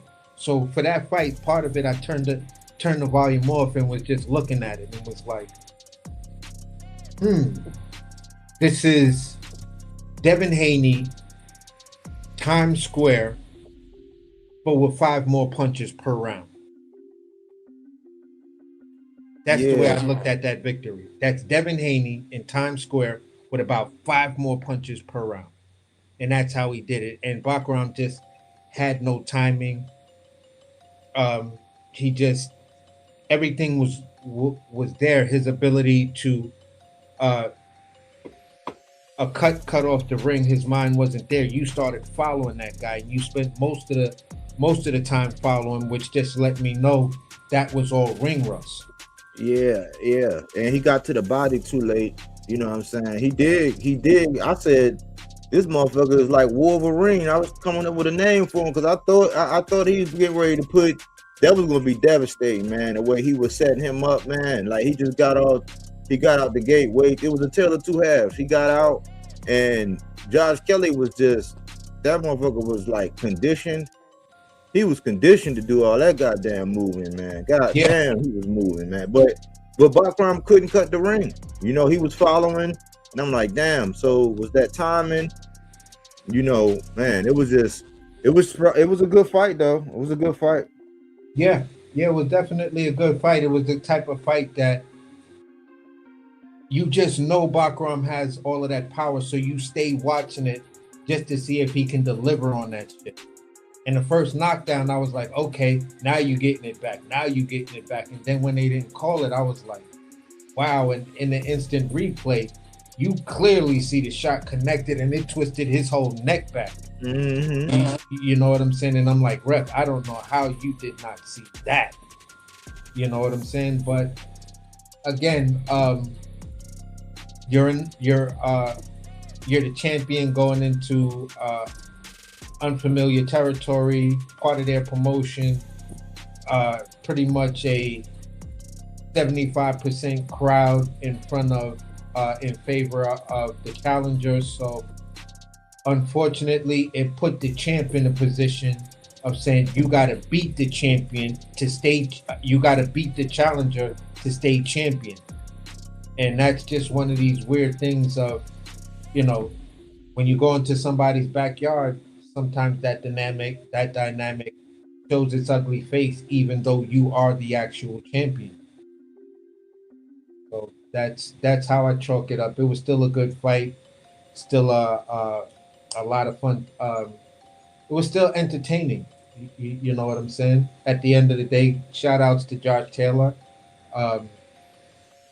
He did show good movement and stuff like that, and you know, he just made Bakhram, that layoff and everything made Bakhram look like he didn't even belong in there with the Josh Kelly. What you think about what you think about the old switcheroo? Because Eddie, we had put it in stone. We put a stake in the ground, talking about how Eddie said he signed Josh Kelly, and ideally, mate, Josh Kelly can beat him, and he's already signed the Boots. And now I didn't hear shit about Boots. All I heard was Xander, and Xander saying him. Like, what the hell y'all think about that? It may be a strategic move for Boots to pull a Crawford. You're gonna let these guys get all these belts, and as the same example you used, the dung beetle territory. You done did all that work to get that big, nice round ball, and just somebody come over there and debo that shit from you. And pretty much that's sounding like what they're setting Boots up to do if he's gonna stay at 54. I think they saying that the Virgil fight going to happen and this and that. I'm like, we just gonna wait for news. But let's talk about Shushu, man. Did he make y'all proud up there in New York, man? Like, what you think about his performance, Carlos Castro, and what he gave? What you got? You saw that, man? When he came out to Annie Up, bro, I was sitting there dancing in the living room, thinking about the tunnel, thinking about all the clubs when that song was actually the Brooklyn anthem. You feel me? I was living in Brownsville at that time. You know what I'm saying? I could go to, you know, go right there on Pickens Ave, you know, and Belmont Ave, and actually see MOP dudes standing outside of this clothing store called Sid's. So yeah, it was fun. You know what I'm saying? Some MOP, Billy Danson had a pit. You know what I'm saying? I had a pit. We used to walk our pits together. I was like, oh man, you went back. You better win this fight if you're gonna play the Brooklyn anthem. The 90s Brooklyn anthem, MOP, Annie Up. Man, listen, bruh. You know? And yo, I was happy once he got the stoppage. You know, I was like, all right, I'll accept the decision, but I think you could get this guy out of there. And then as soon as I said it, that combination came, and I was like, Yes, sir. That's why, for me, I give him and Xander the most props of the night. Word. Yeah, Word. I really enjoy, and his suit, you know, that Yankee suit that he got and everything, like was very New Yorker, very Brooklyn, like. And yo, Castro is a veteran. You know, he fought Nettie. He fought another two champions and that time and stuff. He was fought for titles and shit, and he was a real gatekeeper, a real tough guy. And he got clip, you know, everything, and Chuchu was able to go through and push through and knock the guy out, you know, like, and I like that. Like, oh my god, hell yeah, I really enjoy it and like it. Like, give me that action, give me that power, you know, take this guy out of here. Like, yeah, it was cool as hell, for real. Chuchu, yeah, it's like that the Chuchu we don't see like in 3 fights already, that was lost, I don't know, being a style guy or whatever. Now we got back that Chuchu that just want to take these guys out of here, that he don't work by the hour. I don't know, I enjoy it. Word. Let me see. You got Sean. Eddie Hearn is about what boxing is making him money now, literally down to the second. Yeah. And salute, Bills. Long time no see, bro. Good to see you, man. DHP compared to Josh Kelly, AC, man, really not even in the same ballpark, my man. Josh Kelly chin durability super questionable. When he took his best shot, he got dropped in the ninth, right? Yeah, he got dropped, man. He got dropped twice. Yeah, he got dropped twice. But let me stress that.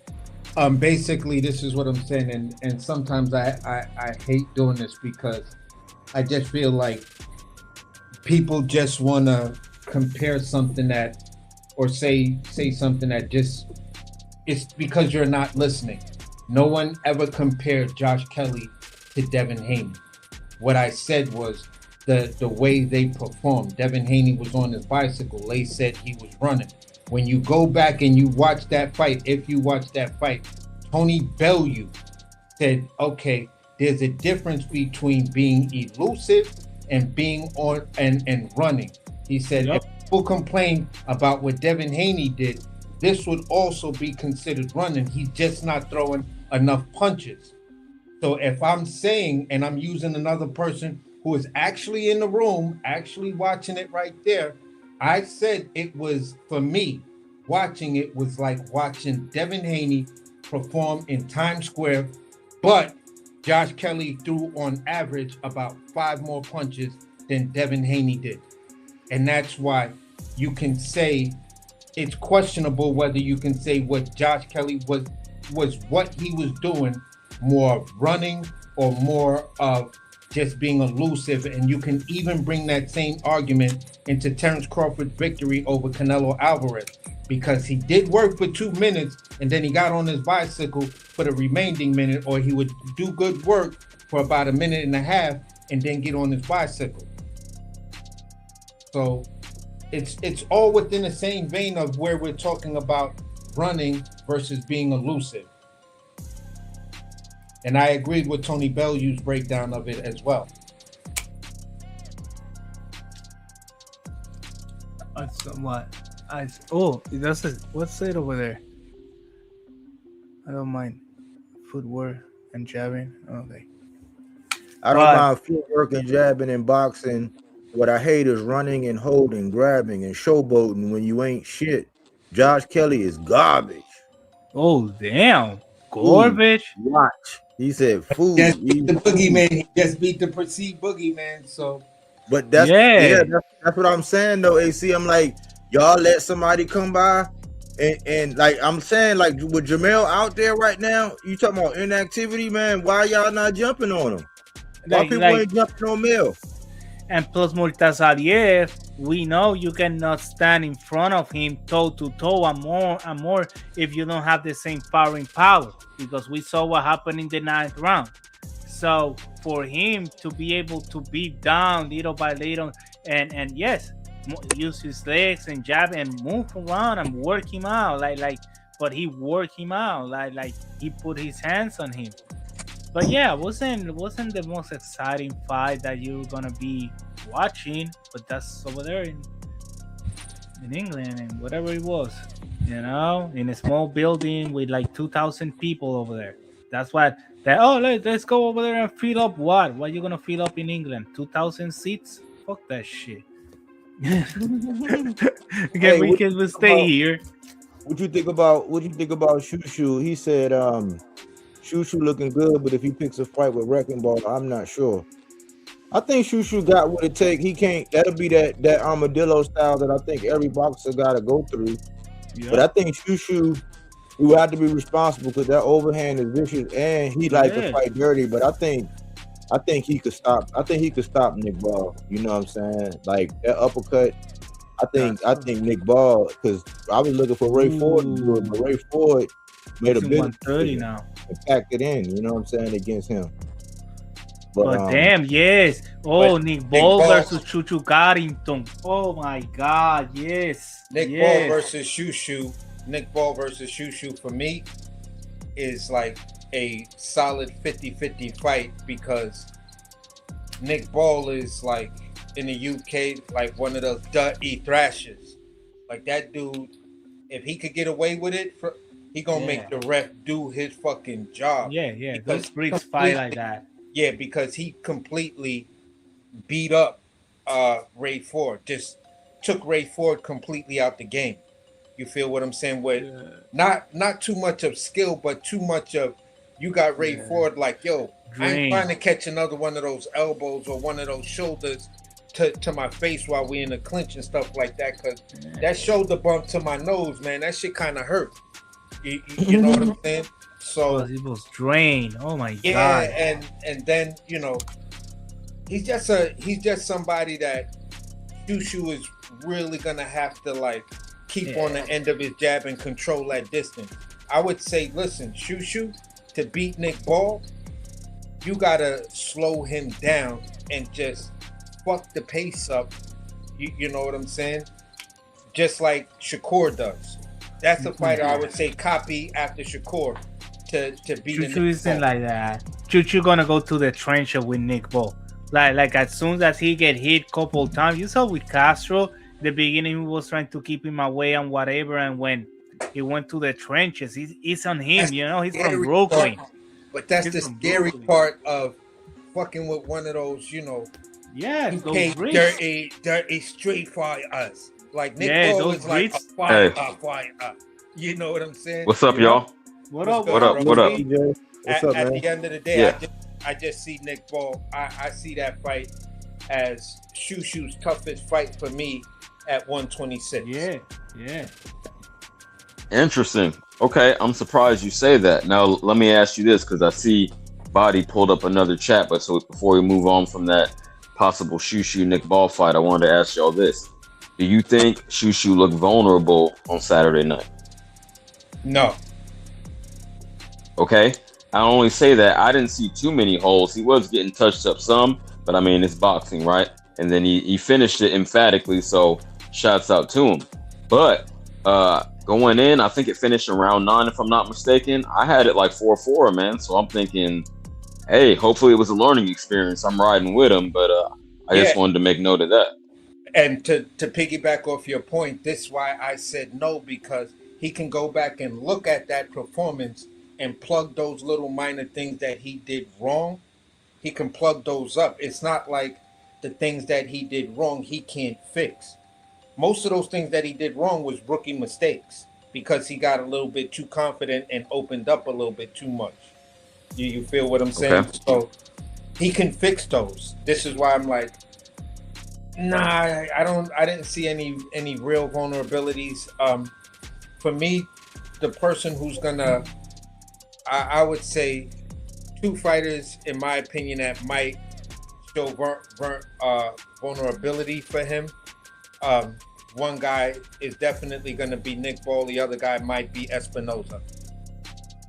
I don't think Ball has the speed to catch him with his timing. I just want to say that real quick. I don't think he can time him because Nick Ball. I think he's too plodding and too slow to catch him in the same way that was it Carlos did. So that's where I'm at with it. So I would still favor Shushu in a fight with Nick Ball is what I'm saying. I'm still going to favor him, but I think it's still going to be a 50-50 fight because what Nick Ball brings to the table is he's a dirty fighter and he's durable like Fabio Wardley. Hell yeah. Those like Brits, yes. Yeah, he built like Fabio Wardley, straight blue collar fighter. Dirty trash. Yeah, I think Smith. Yeah. I think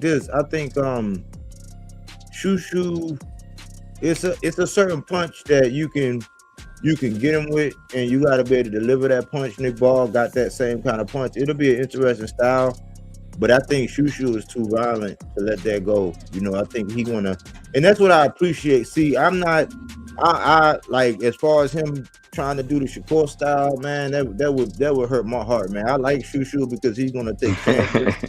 He can't afford to get hit, but I like safety first fighters, but not. I don't Chuchu. Not Chuchu. I mean, I like that Brooklyn I think Chuchu. if he work on his timing, and he definitely gonna have to use his jab, and he got to go to Nick Ball. You got to do the Raymond Mortalia thing, coming right out the gate, jab to the body, keep him at the end, and when like around about the 4th, 5th, when he start wearing down from doing all that shit, then you go ahead and go in for the kill. Like, you just gotta tenderize him a little bit and be, keep your head movement and keep your guard up. I think that's how he gonna break him. But I like the fact that, like when Abdullah, he went right back, got caught, he got dropped twice and got up and stopped the dude. I kind of like that. I would rather see that. And you need that. You need to be able to see that so that, if you can get up from adversity. I like to see it sometimes, and my last point is that every fighter, to a certain extent, they have a weapon system where they're going to deliver that weapon. Carlos Castro has mastered being able to deliver that right hand. Like, that shit is like, he's going to get that through. He know he ain't got the best defense in the world. He's more Mexican style a little bit, but he got that delivery system for that overhand right there, and that wild right. He got different variations of how to, and he was stabbing to the body. That dude wasn't nothing to shake. He didn't have no title or nothing, but he was very, very formidable.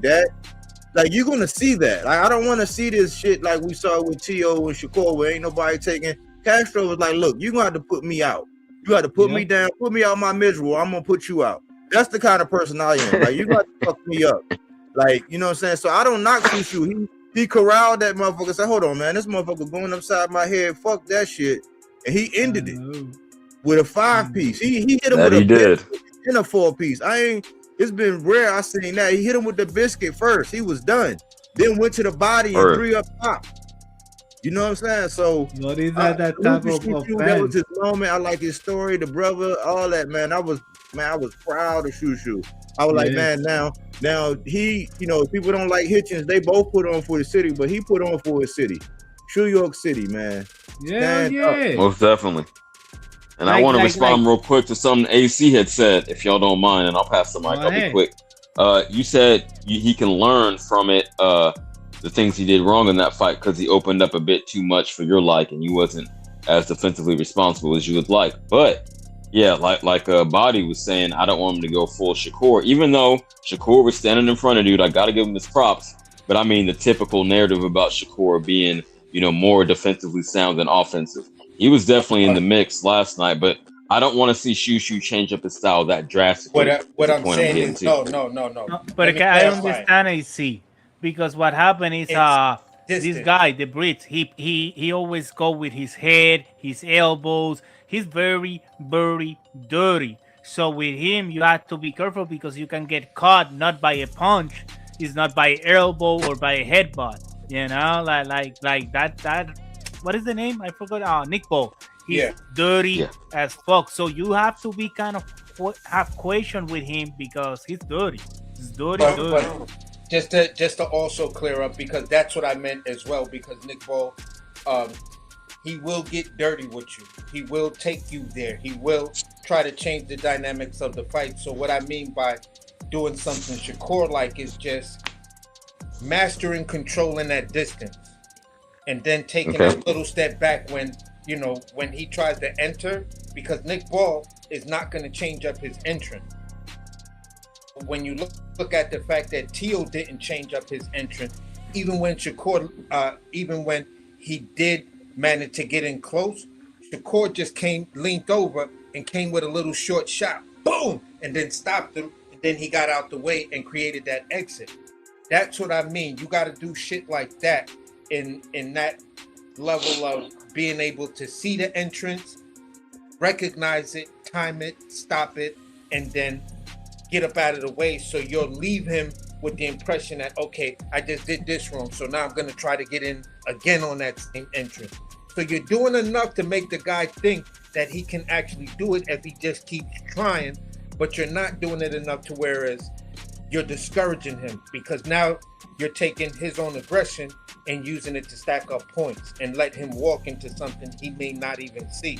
It's the very good definition of setting a trap. This is why when it came down to that Teo fight, it was like, Shakur, you can actually finish this guy if you just put your foot on the gas. You're not damaged. You haven't taken any damage. You feel what I'm saying? And if you got that power that people were saying, you got the opportunity is there. He's not going to give you anything that's going to put you in jeopardy or make you think twice. You just have to set the trap.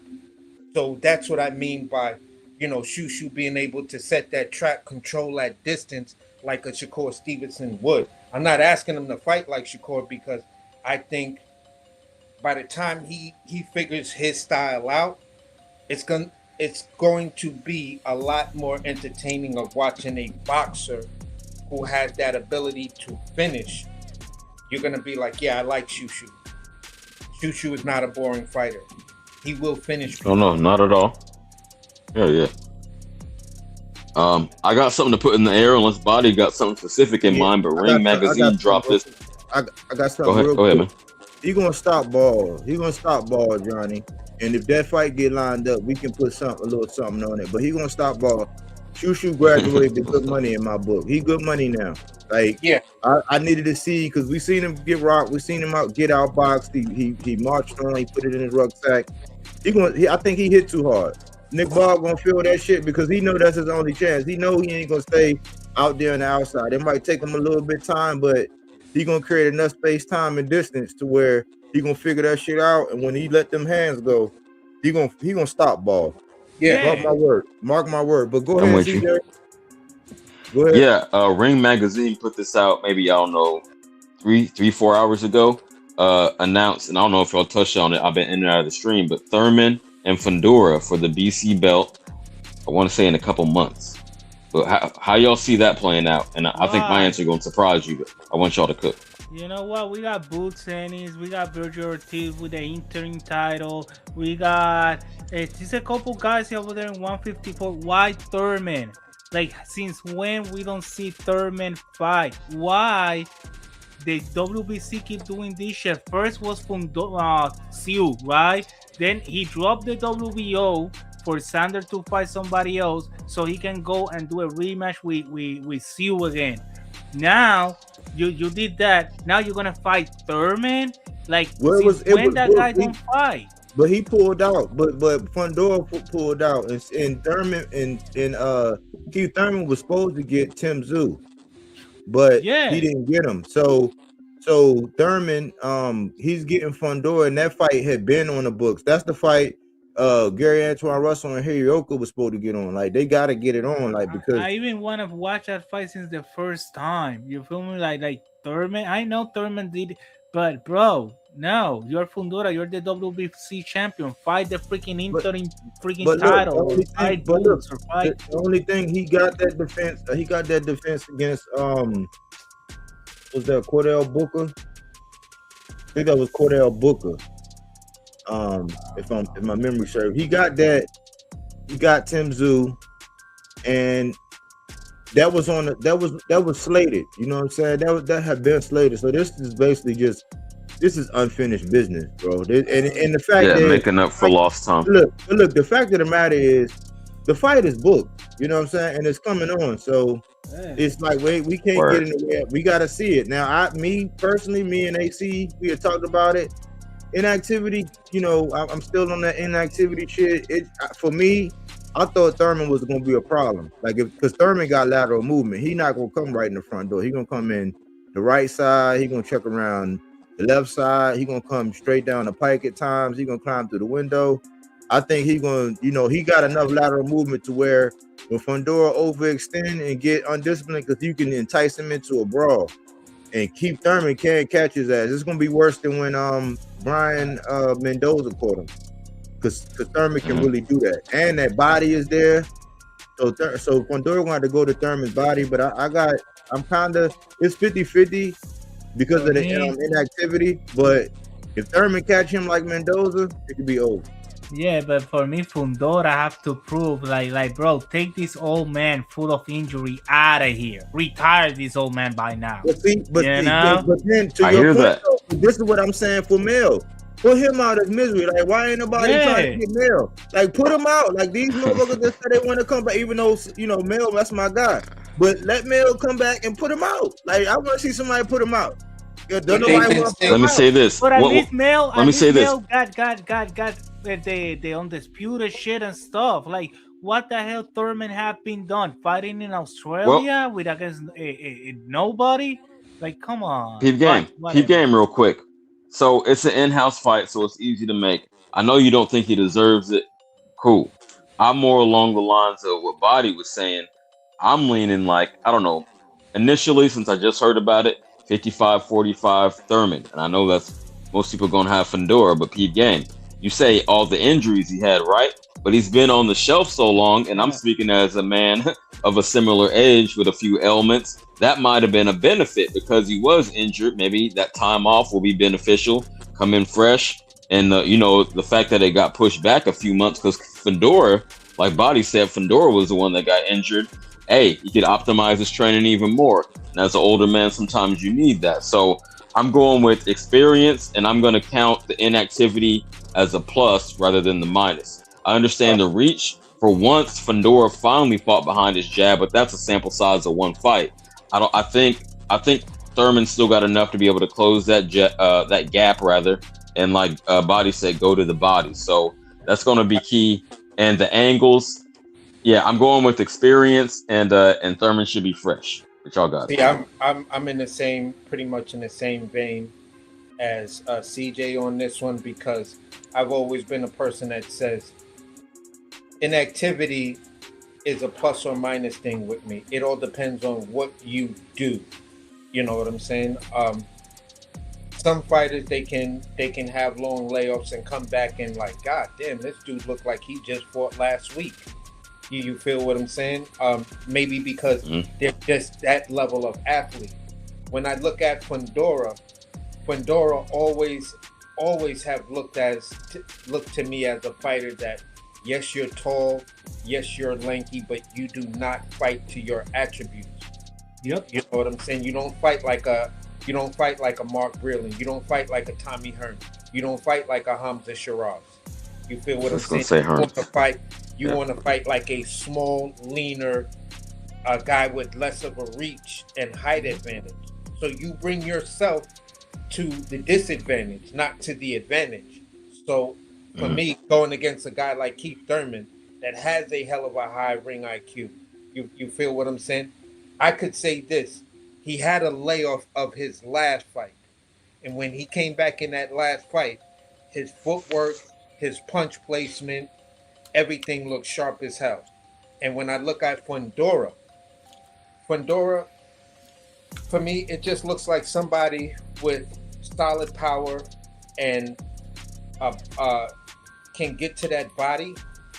They're gonna break you the fuck down because you just don't look like you have the midsection of punch resistance to whereas once those body shots start raining in, it's not enough of a trunk there to actually stop it. Maybe I'm not. And he's too skinny. Yeah, maybe I'm not seeing it because there are some skinny dudes that could actually take great body shots and stuff like that and know how to slightly bend in a little bit more to where they're taking the blunt of that concussion out of it. But I feel you. But for the most part, I just think it's too much of an experience gap. even with the layoff. I just think it's too much of technical ability. And for me, again, Fundora is one of these young champions that's still learning on the job. You shouldn't be a champion and then learn how to fight off the jabs. That shit is crazy work for me. But for me, this And is shout out Gabby. great. Go ahead, man. This is one of the rare occasions I will pick a Mexican over American. But the reason is because for real, I don't see tournament why you're fighting for the WBC. I want they take this freaking old man out of the business. Your time is long time gone. Is new freaking tigers in the playground, and I really don't want to see you. So take him out. Take out of his misery and don't come back. Stay at home with your injuries. Like, bro, I'm sorry, you're even ballhead by now. Nah, like that's what I Going want. hard. Because, because I want the real freaking people who deserve to fight for that title to go for it. Mira, Boots, Virgil Ortiz, madre, qué sé yo. But what? Thurman after nah, bro. I want they take him out of his misery, and I'm interested for this fight as I was for Fundora CO2. I got the same interest. None. That's me, like I'm like, nah, bro. I'm gonna be tapped in. Okay, we got a difference of opinion there, but no, I think it's an interesting matchup for the reasons I listed. But I get it, but you can't force these other dudes to fight. These dudes are content staying on the couch and waiting for that golden ticket. And you know how it fell through with Boots and Ortiz. So it's like, damn, at least we're getting something at 154. That's what I'm saying. Like, bro, we got it's a lot of fighters there. Why you? I feel this like another gimmick fight, like Conor Ben versus Shakur. The same shit. No, like give me you're the champ, the WBC. Mira, allá Xander fought a unification with no titles defense. None of them. Barao and Xander was just champion. They have no titles defense, but let's unify because it's too tight. Okay, they sold that to them. Everybody's happy with that. Awesome. If I say something against it in Spanish, papa, they eat me alive. But Subiel lost, so they got that victory. They're happy with it. For me, it's bullshit. You feel me? I'm a little more hardcore. Like, bro, give me at least some titles defense before you unify. But hey man, I think it's a mini step in the right direction. This might take 2 or 3 years for 154. I'm gonna say this: it's my favorite division, the most competitive. But it might take where the business is now. It might just take a few years, or Turkey will have to tap in and throw that money around. It just might take a little while, but I think we're gonna get a lot of these fights. I'm optimistic in that regard. So, y'all got they got to. They gotta fight. We at a point where boxing got a little constipated last year, so they got to come out with that shit. If you think about it, on February 21st, we get to see Ryan versus Barrios versus Ryan, however you want to put it. Barrios versus Ryan to be technical. Defending his strap. But the undercard kind of outshines that. We get Andy Hirioka and Gary Russell. Somebody going to sleep. I'm talking about somebody gonna get the best rest of their life. You know what I'm saying? After that fight, man, that shit is scary. Like some good fights in the undercard. Somebody get knocked out, bro. Somebody get knocked out in that fight. That's a Tempur-Pedic title, huh? Yeah, somebody gonna win the Tempur-Pedic title. Versus Duarte. We get to see the Bull versus the Matador, but Hitchens know he got to show up, so he defending his strap. Then you got Frank the Ghost Martin against Nair Albright. Ooh, I want to see Frank again. We get to see the Ghost come right back. You know what I'm saying? Like, man, actor Frank, I already told y'all, man. Look, I told y'all. His last fight, he don't got hit. He's fresh from his last fight. Yo, that was so impressive how he made this guy look so slow. And I know the guy he fought, he was, yes, he's older now, but still, he disappeared in his eyes. And when he knocked him out in the 4th round, how he did it, shit. Yes, I want to see the Ghost again. Of course I want to. Good. He's on a redemption arc. And yeah, I'm going to say... I'm on record saying I despise Ryan, but for the undercard, I'm going to cover it for that reason. But no, undercard is spicy. I'll give y'all that.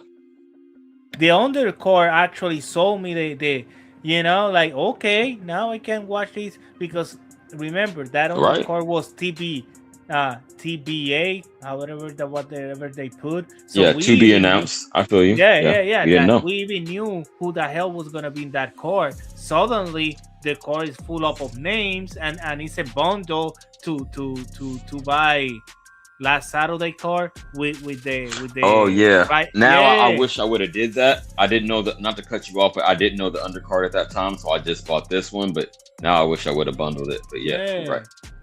When they told me it was too late, I was like, F it, let's see what happened from here to there. Exactly. Because they sold me that core and maybe shit changed, boxers get injured. I don't know. Shit happen always. That's true. Somebody miss weight. Anything could happen. So But yeah, that the undercard is very interesting for real. You're having Russell, Frank Martin, and who else is in that card? Not Hitchin, the other guy. But anyway, it's a couple names that grab my attention. Albright is exciting. So, but let's see. Anyway, what time it is? Oh yes, today's early. Oh, Guys, I'm gonna go. Anyway, it was a pleasure to talk to you all. I love boxing, bodywork. Thank you to let me be in your channel and the chat. Everybody, have a great night. Take care, guys. Salute, man. Have a good evening. Shout out.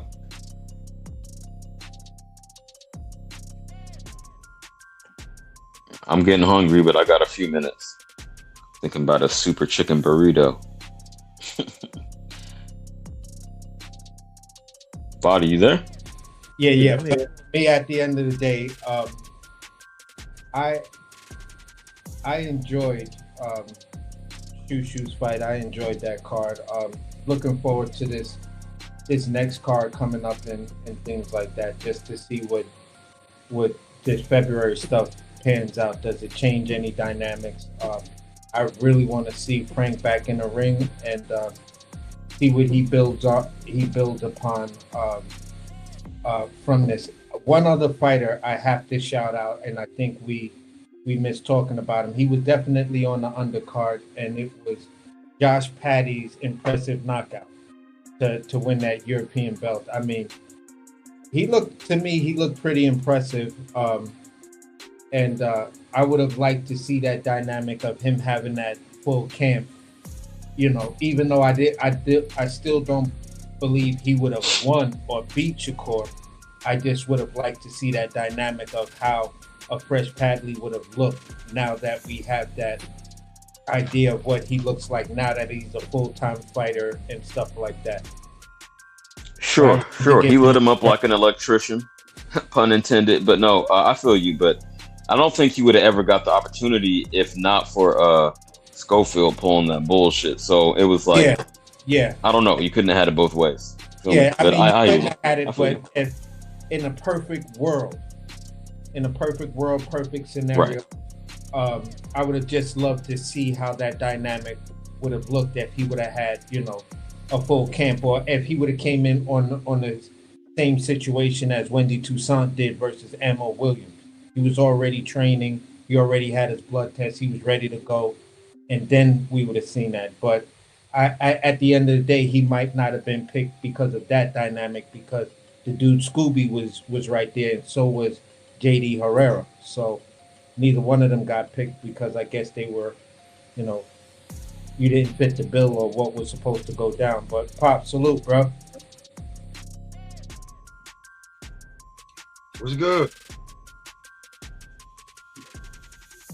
Just just chopping it up on the boxing. What's your impressions of the cards last night? Shushu, Xander. What's popping, Smoke? I think Shushu got knockout of the night.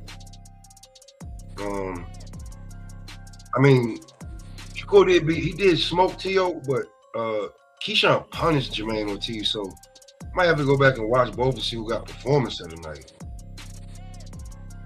He punished Jermaine Ortiz. He called his shot like Babe Ruth. He said I'm gonna stop him. Jermaine had never been stopped, so that's impressive in itself. Like, we're not gonna act like Jermaine ain't a tough opponent now just because Keyshawn stopped. And what was Josh Padley fight at 130 or 135? 130. Where he should be at anyway. Yeah, I believe it was at 130. But what did you think of the Bakhram and Josh Kelly fight? That layoff was crucial. Yeah. That layoff was crucial. He ended up paying for it. Josh Kelly came to do what he did. I kind of felt like some Dalton Smith energy, but you know what I'm saying? I didn't know because, Bakhram, that boogeyman shit, but Josh Kelly's good. So let me ask you this question as a follow-up. How do you feel now that Xander is talking about going for that IBF and they're ramping up to say, all right, if Boots versus Ortiz doesn't get across the line, then we could easily be looking at Boots versus Josh Kelly? I think Xander's food to the rest of the damn division. Oh, even to Kelly? Food. Okay. Wilding out, champ. Speak on it. Unpack that, please. I don't know. The fight I was watching, he couldn't stay off his back foot. He might as well play defensive back for the New England Patriots to make sure that they win the Super Bowl. This nigga's crazy. But I just thought like that back foot strategy against the pressure fighter who does have a punch. He just picked the boss Barao apart. It was like watching, a thief constantly pickpocket people inside of a crowd, because his counter punching was on point. He was seeing everything. He was aware of everything. I was just crazy impressed with that performance. It was like he upped it after beating I forgot the Spanish guy that he just Perez. Yeah. Yeah, but man, Xander, man, I'm impressed. He keep impressing me. He's growing. Like I was counting him out at first, but it's like he's doing capoeira out there, and he's making his style work. Like it's like capoeira, man. He out there doing capoeira on these motherfuckers, and they don't know. They're like, damn, where he at? He over here? Oh shit, he punched him in the face. Like, oh, he ambushed you, and he don't got no power. If he learn how to sit down on some shit, oh my goodness, and work on his timing. Like if he get with like. I can't just add everybody to what Robert Garcia, but if you get with the right trainer, man, to let him to work on his timing and when to sit down on some shit big as he is, man, he keep growing. So I can't count him out. I mean, I can't count him out. It depends on the matchup, man. I'm gonna be honest about the assessment, but like him to do that to Baru, I mean, and not fold, because I mean, we gotta be honest. The elephant in the room is Puerto Ricans, man. They just wet the bed with the Subriel stuff. Like that was just like that was it was a good card, but like you got Amanda Serrano, who you could argue is the face of Puerto Rican boxing, but then I put up a survey, and a lot of people had Subriel at first. I went back and looked at it, and they all had Xander. This was way before the fight. So he just made history. If we gonna be all on everybody nuts for accolades and all that, then this man made history. Like it's another guy out there to where they acting like they ain't even gonna fight that man, and he got an interim, but like he ain't in no conversation right now for no belt. Xander done unified. I'm just gonna give him his respect, man, and just say, hey, against that opponent, he did what he needed to do. So I got that one. And the boxers, I'm looking at a lot of the true boxers. For the majority, the true boxers kind of showed up in a different way this week. Some people ran, some people stood right there, but boxers was using their timing and working it out. But that's what I got on that. I feel you, champ. Yeah, shout out to him. I did pick him. I remember saying on Smoke's channel, so that's on wax. But Yeah, I knew Baru was a game opponent, so it wasn't like I was hella confident. That's why I didn't put no bread on that one. But no, he showed up. You want to say, Smoke want to say he was always on the back foot. Was his style effective? Do you think he won the match? Answer me that. Yeah, but I ain't like it. I picked Xander to win. I didn't like it. Okay, cool. At least you're being real. But no, I mean, I was just gonna say I'm gonna Go keep it being at the last moment. I switched to Barao. I thought Barao was gonna edge him, but Xander was just too sharp. That's why I was even more impressed with him, because I thought he was sharp. Maybe for the way they're trying to talk about Xander, I could see where some of the disappointment is, because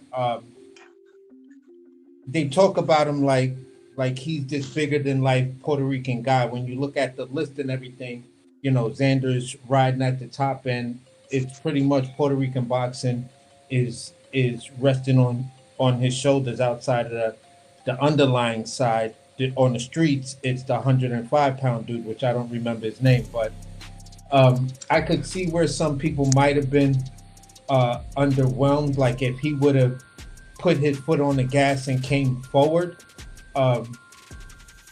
At those points where Abbas was looking like, okay, I know I'm losing, but I don't know what to do to put me, for me to try to turn the tides on this fight. I just think at that point, the 10th and 11th or 12th, I think Xander should have really, really put his foot on the gas, or I could see the argument of him really putting his foot on the gas and looking to make that statement.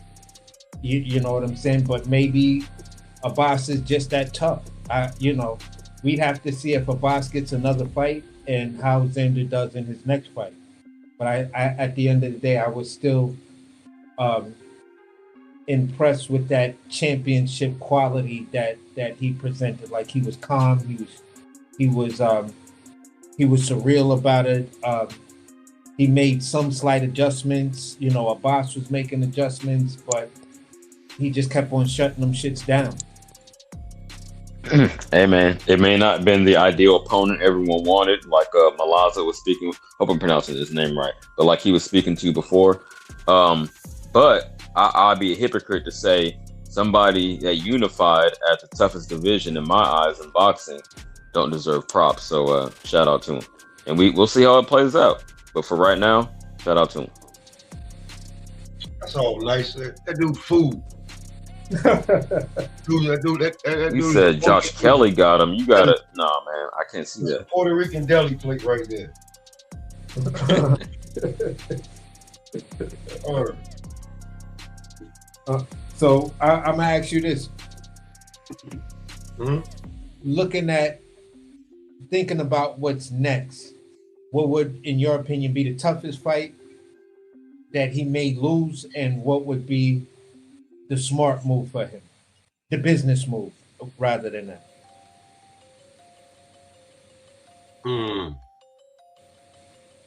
For the bag, Fundora. Okay. Fundora for the bag.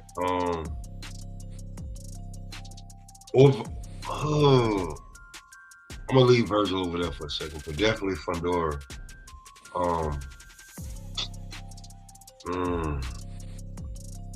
The best fight that he could possibly win is Josh Kelly.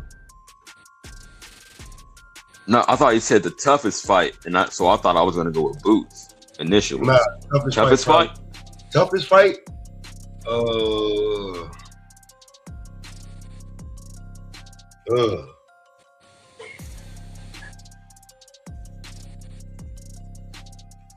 Probably Virgil or Charles Conwell. But Boots is a counterpuncher, and we already seen how he cuts the ring off. I don't think that'd be his toughest fight. It may be highest IQ fight he's ever gonna have. Toughest fight probably be, because Virgil's just gonna keep coming. And it's not like, I give him a lot of slack, but he does know how to box inside the way that he fights. So he's not just gonna be throwing wild punches, but he is gonna be applying the pressure. He's gonna be roughing you up. He's gonna be leaning on you. He's not gonna just let you be the pretty boy. Okay. Big money fight, Got you. 3 belts with Fundora. That's the easiest fight out of that is gonna be Josh Kelly. Easiest Josh Kelly. It's not saying a lot, like you just gonna walk on, but All right. I mean, I get it, bro. I get it.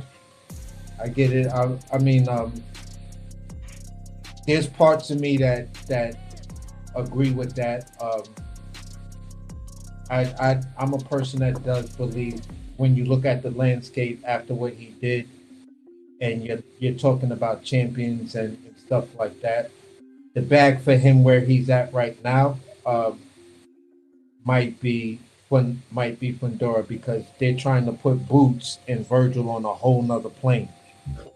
Like, these are the superstars. These are the 2 elites. So Xander, don't they got Boots at the number 1 54-pounder on box, Rick? I'll look that up, but I can actually, I can actually see that logic in when you're talking about the business side of things. Like, these guys are, they're on their destination to do whatever they're gonna do.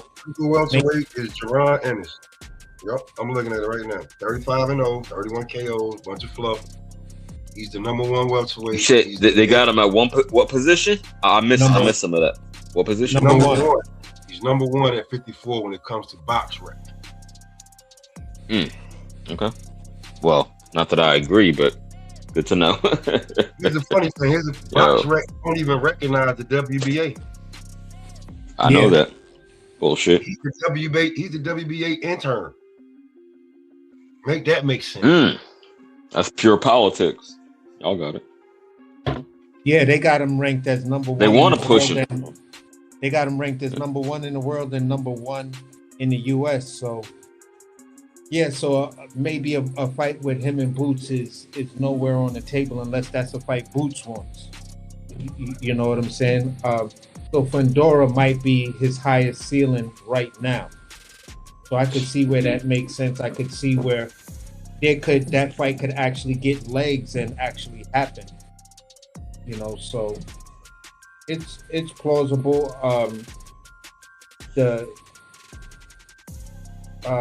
It's plausible, and I'll leave it right there. CJ, what you had to say?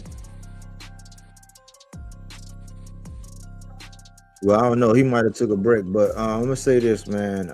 It's a young boy. It's a young boy, man.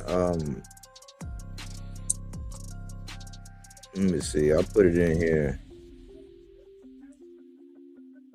I'll put it in the comments. But it's a dude, man. He is a body snatcher. Here you go. It's a young dude named David Whitmire. Yeah. He is a throwback body snatcher, brutal. Walk him down, knockout.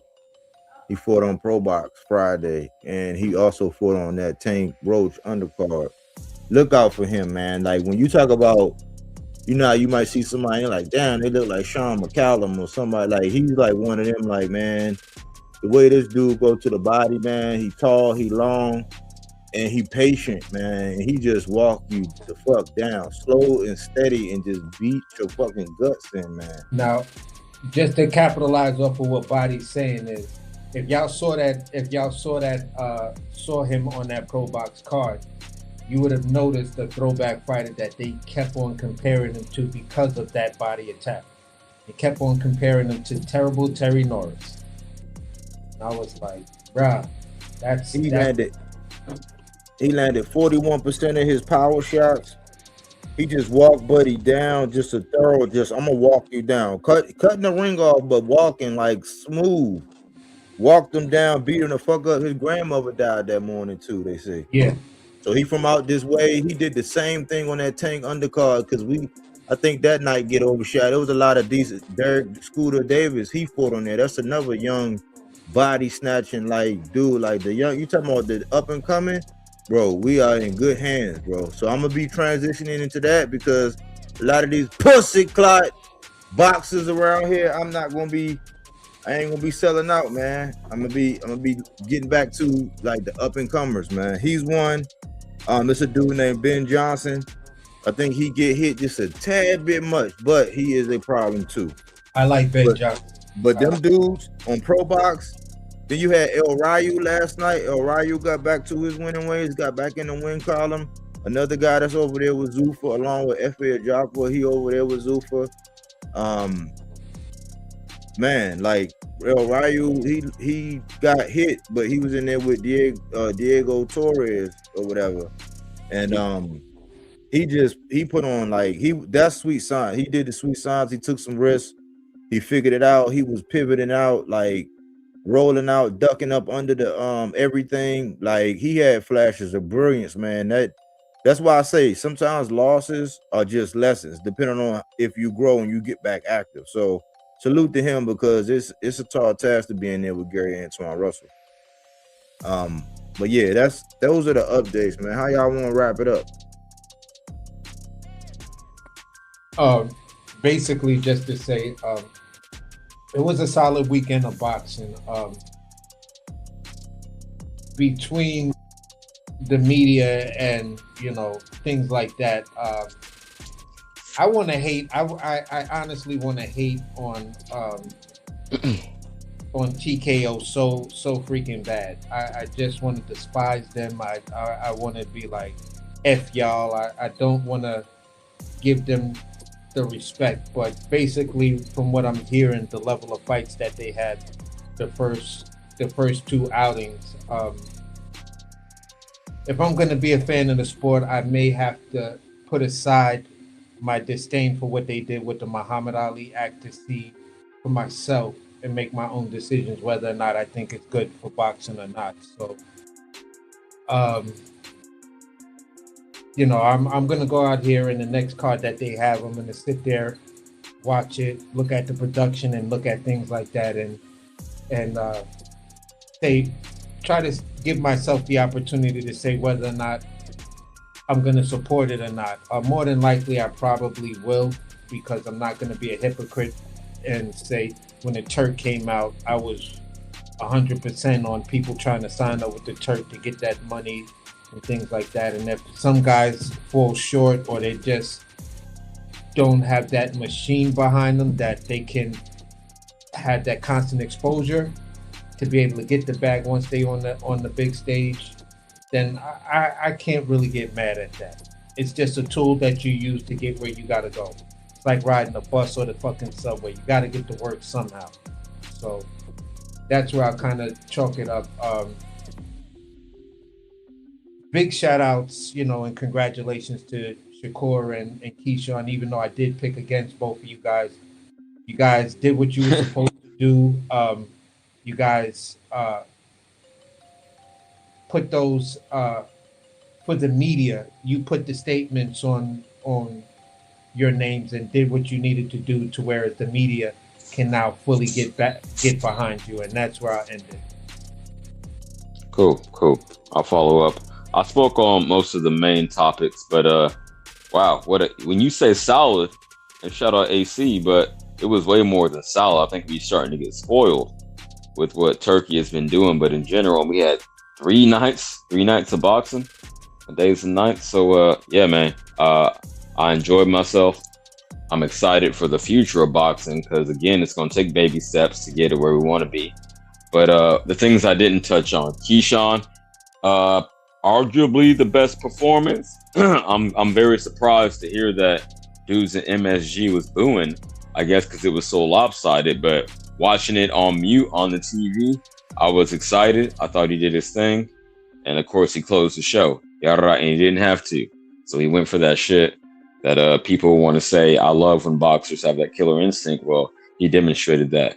And then Zuffa, I was surprised they put on 2 cards in a row just to start off top, back-to-back weekends. Shout out to them. Some people complain about the matchmaking, but they just getting their foot in the game, right? Dipping their toes in the water. But like our ancestors said, wading in the water. So I'm with it, man. I still want to see what they can do in the future. That's just 2 cards. But yeah, that's where I'm ending.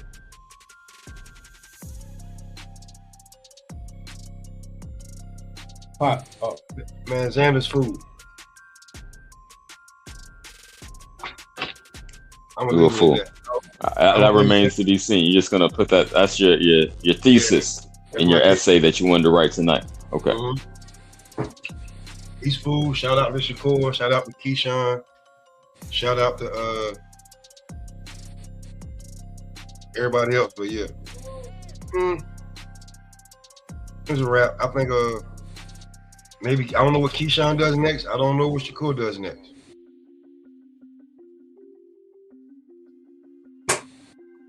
Yeah. I heard Keyshawn was moving up. No, that was Tio that's moving up. I don't know. Both I don't know, moving champ. up. Keyshawn moving up and Shakur. Keyshawn wants to fight with Devin Haney. That's who he called out at 147. And Shakur wants to fight with Conor Ben at 47 with a. Oh yeah, that bullshit. Yeah, I don't condone that. So, yeah. So they're gonna take that song and dance up to 47. So we'll see what happens. And if any of those things can get made, I don't think Keyshawn versus Devin get made. If it does, it'll be like, wow, okay. So, we'll see. We'll see what 2020. I'm with that one, but the Shakur and Ben, I ain't. And the Mexican food just got here, so salute to y'all, salute Body, shout out AC, shout out Pop, shout out Malaza, and I'll tap in with y'all again. One. All right.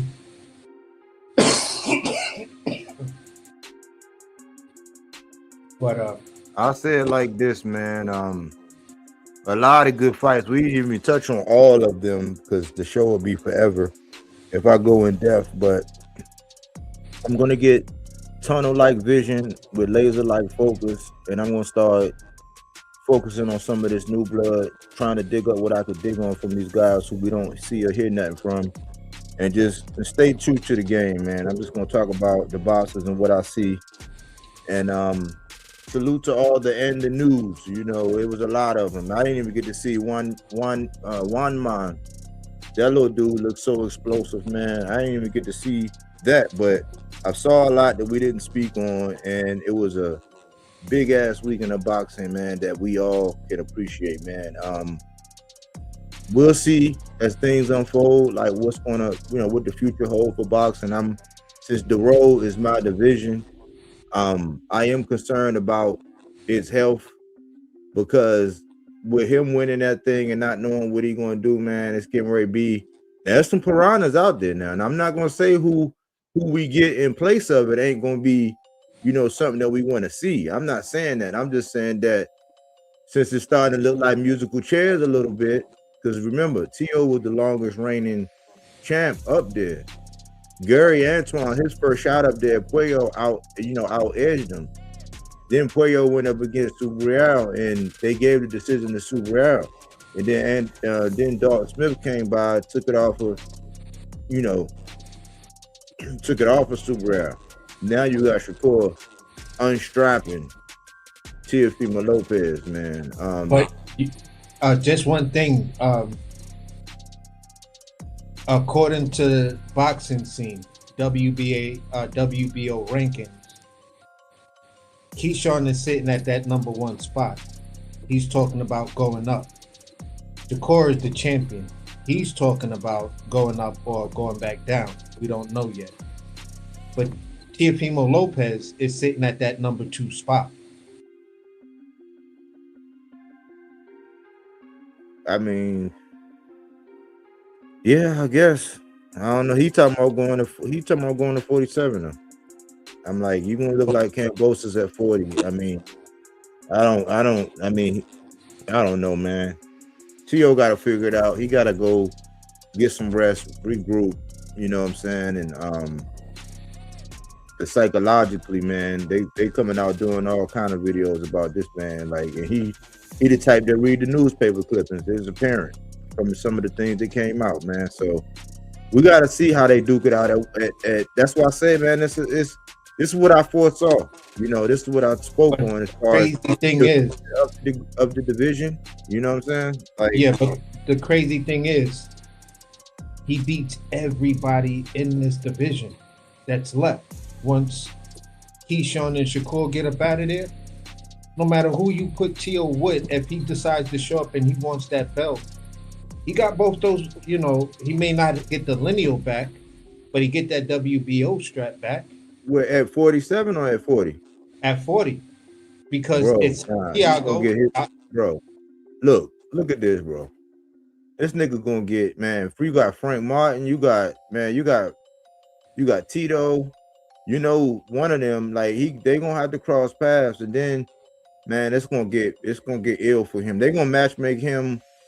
I think he in between a rock and a hard place now. This is why T.O. needed to show up, man, because at 40, man, I think either way he in for some trouble, man. So all I'm saying is this: he's got Alfredo Santiago, you know, Delgado, Puerto, Barboza, Vargas, and Ernesto Mercado. So basically Adam Azim and Siderno, a guy that's 18-5, that rounds out the top 10. Yeah, but shit, up there top in the money and the names or who they gonna, man, fucking Puello, like he never gonna get in the ring with no Puello. I don't ever see him getting back in. He ain't gonna get in it because he tall and he can box. Like that should be, man, that should be ugly. We just gotta wait and see. We just gotta wait and see. But all I was just saying at the end of the day was, if he really has redemption for his performance, he can't get the lineal back unless he fights Shakur again for it. But he could get that WBO strap if Shakur decides to go up there and vacate that belt or whatever. You know what I'm saying? He could get that back pretty much within his next fight. He's sitting at the number 2 spot. And looking at everybody going down the list, it's just like, I don't really know. Yeah, I mean, shit, that's his problem for real. I mean, I was like disappointed, man, especially for his father to say he wasn't listening. That wasn't the strategy. I mean, they move awkward, but for him to say, yeah, I wasn't listening, and his father to say my son wasn't listening, I'm like, bro, you just became you like, I can't, nobody can depend on you, man. Like, and that's one thing as a champion. It's just you gotta go back to the drawing board. Like in some ways, I'm like, people pouring it on, using it, you know, all that race stuff and things he said. Now I'm like, y'all are just, it's too late now, you know. So you supposed to spank that dog when he first shit on the carpet. You know what I'm saying? Not months later, not damn near a year later and shit. Like, you know what I'm saying? So I'm over that shit. Hopefully he get it together. I'm all about, I'm gonna leave out on this, AC. I'm all about that same energy when Richards and Hitchens stopped Cambosis and he brought T.O. in the ring and he said F the Haneys. And he said who he wanted. He said, I don't call these guys out. Like, all these guys called me out. I called out 2 people. He stuck to his guns. Everybody said, oh no, Gary Antoine said you ducked me because I beat you in the amateurs all these times and blah, blah, blah. Yada, yada. You got to see Gary Antoine. Where's that same energy for Shakur? Yeah. Where's that same energy? It ain't no energy. People entertaining a circus fight with Conor Benn with rehydration already put out there. It's already been massaged in your skulls for the last couple months when he first said it, when we first knew it was going to be, that's what he wanted. Where's the same energy for him? You know what I'm saying? Dalton Smith might make sense, but we're the same energy for all these guys. Like, because I remember Richardson Hitchens was ducking Subriel, he was ducking Gary Antoine, like, so, and that's right after he stopped Cambosis. So where's all that pressure? You know what I'm saying? And if not, Oshaki, he said he was gonna put, if you go back down to 35, he's gonna push that button to do it. So I'm looking for some action. They saying that Oshaki right now, I'm about to look at these little clips or whatever and see Oshaki and Lamont Roach going at it. I'll take that. But I'm gonna be rocking with Oshaki. You probably be hearing a lot more from Oshaki. I like the way the dude moves. He showed the skills. He's coming on, and I don't know if he on them silk sheets yet, but he one of them guys I'm gonna be looking forward to, man. But that's all I had. Good week of boxing, man. If you haven't, go back and look, man, because I'm sure you missed the card or something, man. It was called even up to last night. But that's all I had, AC. I appreciate you, you know, and your contributions, bro. Yeah, for sure. Definitely a great show, man. A good way to wrap up the weekends and everything. Some real good, honest talk. Politically, you know, there's a lot of things we could have talked about, but we kept it off. Just look at the landscape of how everything goes out, and I guess we'll hindsight the political aspects of how we felt. You know what I'm saying? So, on to the next one, man. Great show. Like, subscribe. Big shout out to Cookie Monster, and make sure y'all comment on the playback. Let us know what it is. No All right, doubt, no doubt. All right, man. Enjoy your evening. for sure. Well, y'all, this is Fruits and Veggies, not that Reggie. That fact-based content, not opinion-based, even though we have ours. We keep the same energy over here. Remember, if you are jumping ship, you know what I'm saying? If you are jumping laps, like, man, at least protect yourself at all times, man. Like, let's keep the same energy. We getting a lot of good boxing. There's nothing to complain about, but what are we focusing on? We got some good fights, you know what I'm saying? That card went out without a hitch. Shakur made history. Salute to him. Him and his lady and his daughter. It was a beautiful sight, man. Something for the people to see. That was a wonderful, powerful image. He came out and he said he hopes that the children actually, paid attention, that he used his jab. I thought that was very powerful. And Tio, man, he might be broken because this is what he said. It's because I didn't take a bath. BAPH, man. Y'all could do your research, but that's what he's trying to say. I'm like, man, but it's a reason why I called him the Joker. He do have those qualities. He came out flat. You know what I'm saying? It wasn't and still, it was really and the new, but this is what we get with him, man.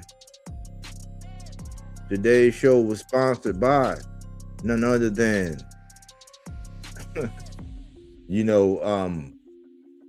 keep finding ways to fall in love with boxing, man, and don't let people gaslight you. That's when they get you to question your own logic, sound reasoning, your ability to think. They question your memory. They question who you are. I'm not going to change. You know what I'm saying? I'm still going to be the same old Mike Rogers. You know what I'm saying? AC, you see how consistent he is. We show up. We be thorough in our analysis, man. We have fun. You can get your opinion over here. You can get your thoughts off over here. We don't do all that messy bullshit. We do laugh, joke, clown, but we keep that same energy. When it come down to these boxes, we put them all on a scale. We want to see the length, the width, the breadth, the depth, the buoyancy, the capacity, the volume of all these boxers. We got our eyes on the prize for them new, young, you know what I'm saying, guys that's out there, man, that's putting in that work. David Whitmire, Derek Scooter Davis, Benjamin Johnson, Lamont Roach's little brother. Man, he got some things that if he clean up, oh, man. I think Gary Antonio Russell, you know what I'm saying, the dude who has perhaps one of the most deadliest combinations I've ever seen.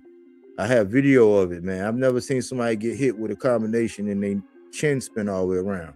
He had some adversity. He was in there with Emmanuel Rodriguez. Emmanuel Rodriguez, he's a stellar guy, a pure veteran. But it's a lot of different people that's, keep your eyes on boxing. Keep falling in love with boxing. Hopefully, you can put something in your rucksack and march on with it. Silence is consent is the name of this channel. Meaning that all it takes for evil to prevail is for men and women to remain silent. So we speak to the things that need to be spoken to in the sport. We're not for change. For nobody, man. Malazar, he's very passionate. He get his shit off. You know what I'm saying? He got the pulse of the Puerto Rico, he got some of that Dominican, they got their little thing, you know what I'm saying, but he know his boxing, he know the business. AC, one of the best co-hosts that you can have, man. He be doing this thing, man. You got some smoke, you know what I'm saying? You know where to come if you really got some smoke. I think it was a good show, man. Great show, great weekend of boxing, man. I want to leave on a positive note. I hope everybody is having fun, enjoying themselves, and be safe, man. They did a horrible job, man, when it came down to them snow plows. You know what I'm saying? Regardless of the propaganda, them spreading, them do us no justice, man. Anyway, thanks for choosing Bodywork Boxing. But we don't take things for face value. We do that body work. He didn't want to box. He wanted to actually prove that he could punch with you. He was like, what the fuck is this nigga, right? Oh, okay, you want to go to sleep. You tired. Welcome to Bodywork.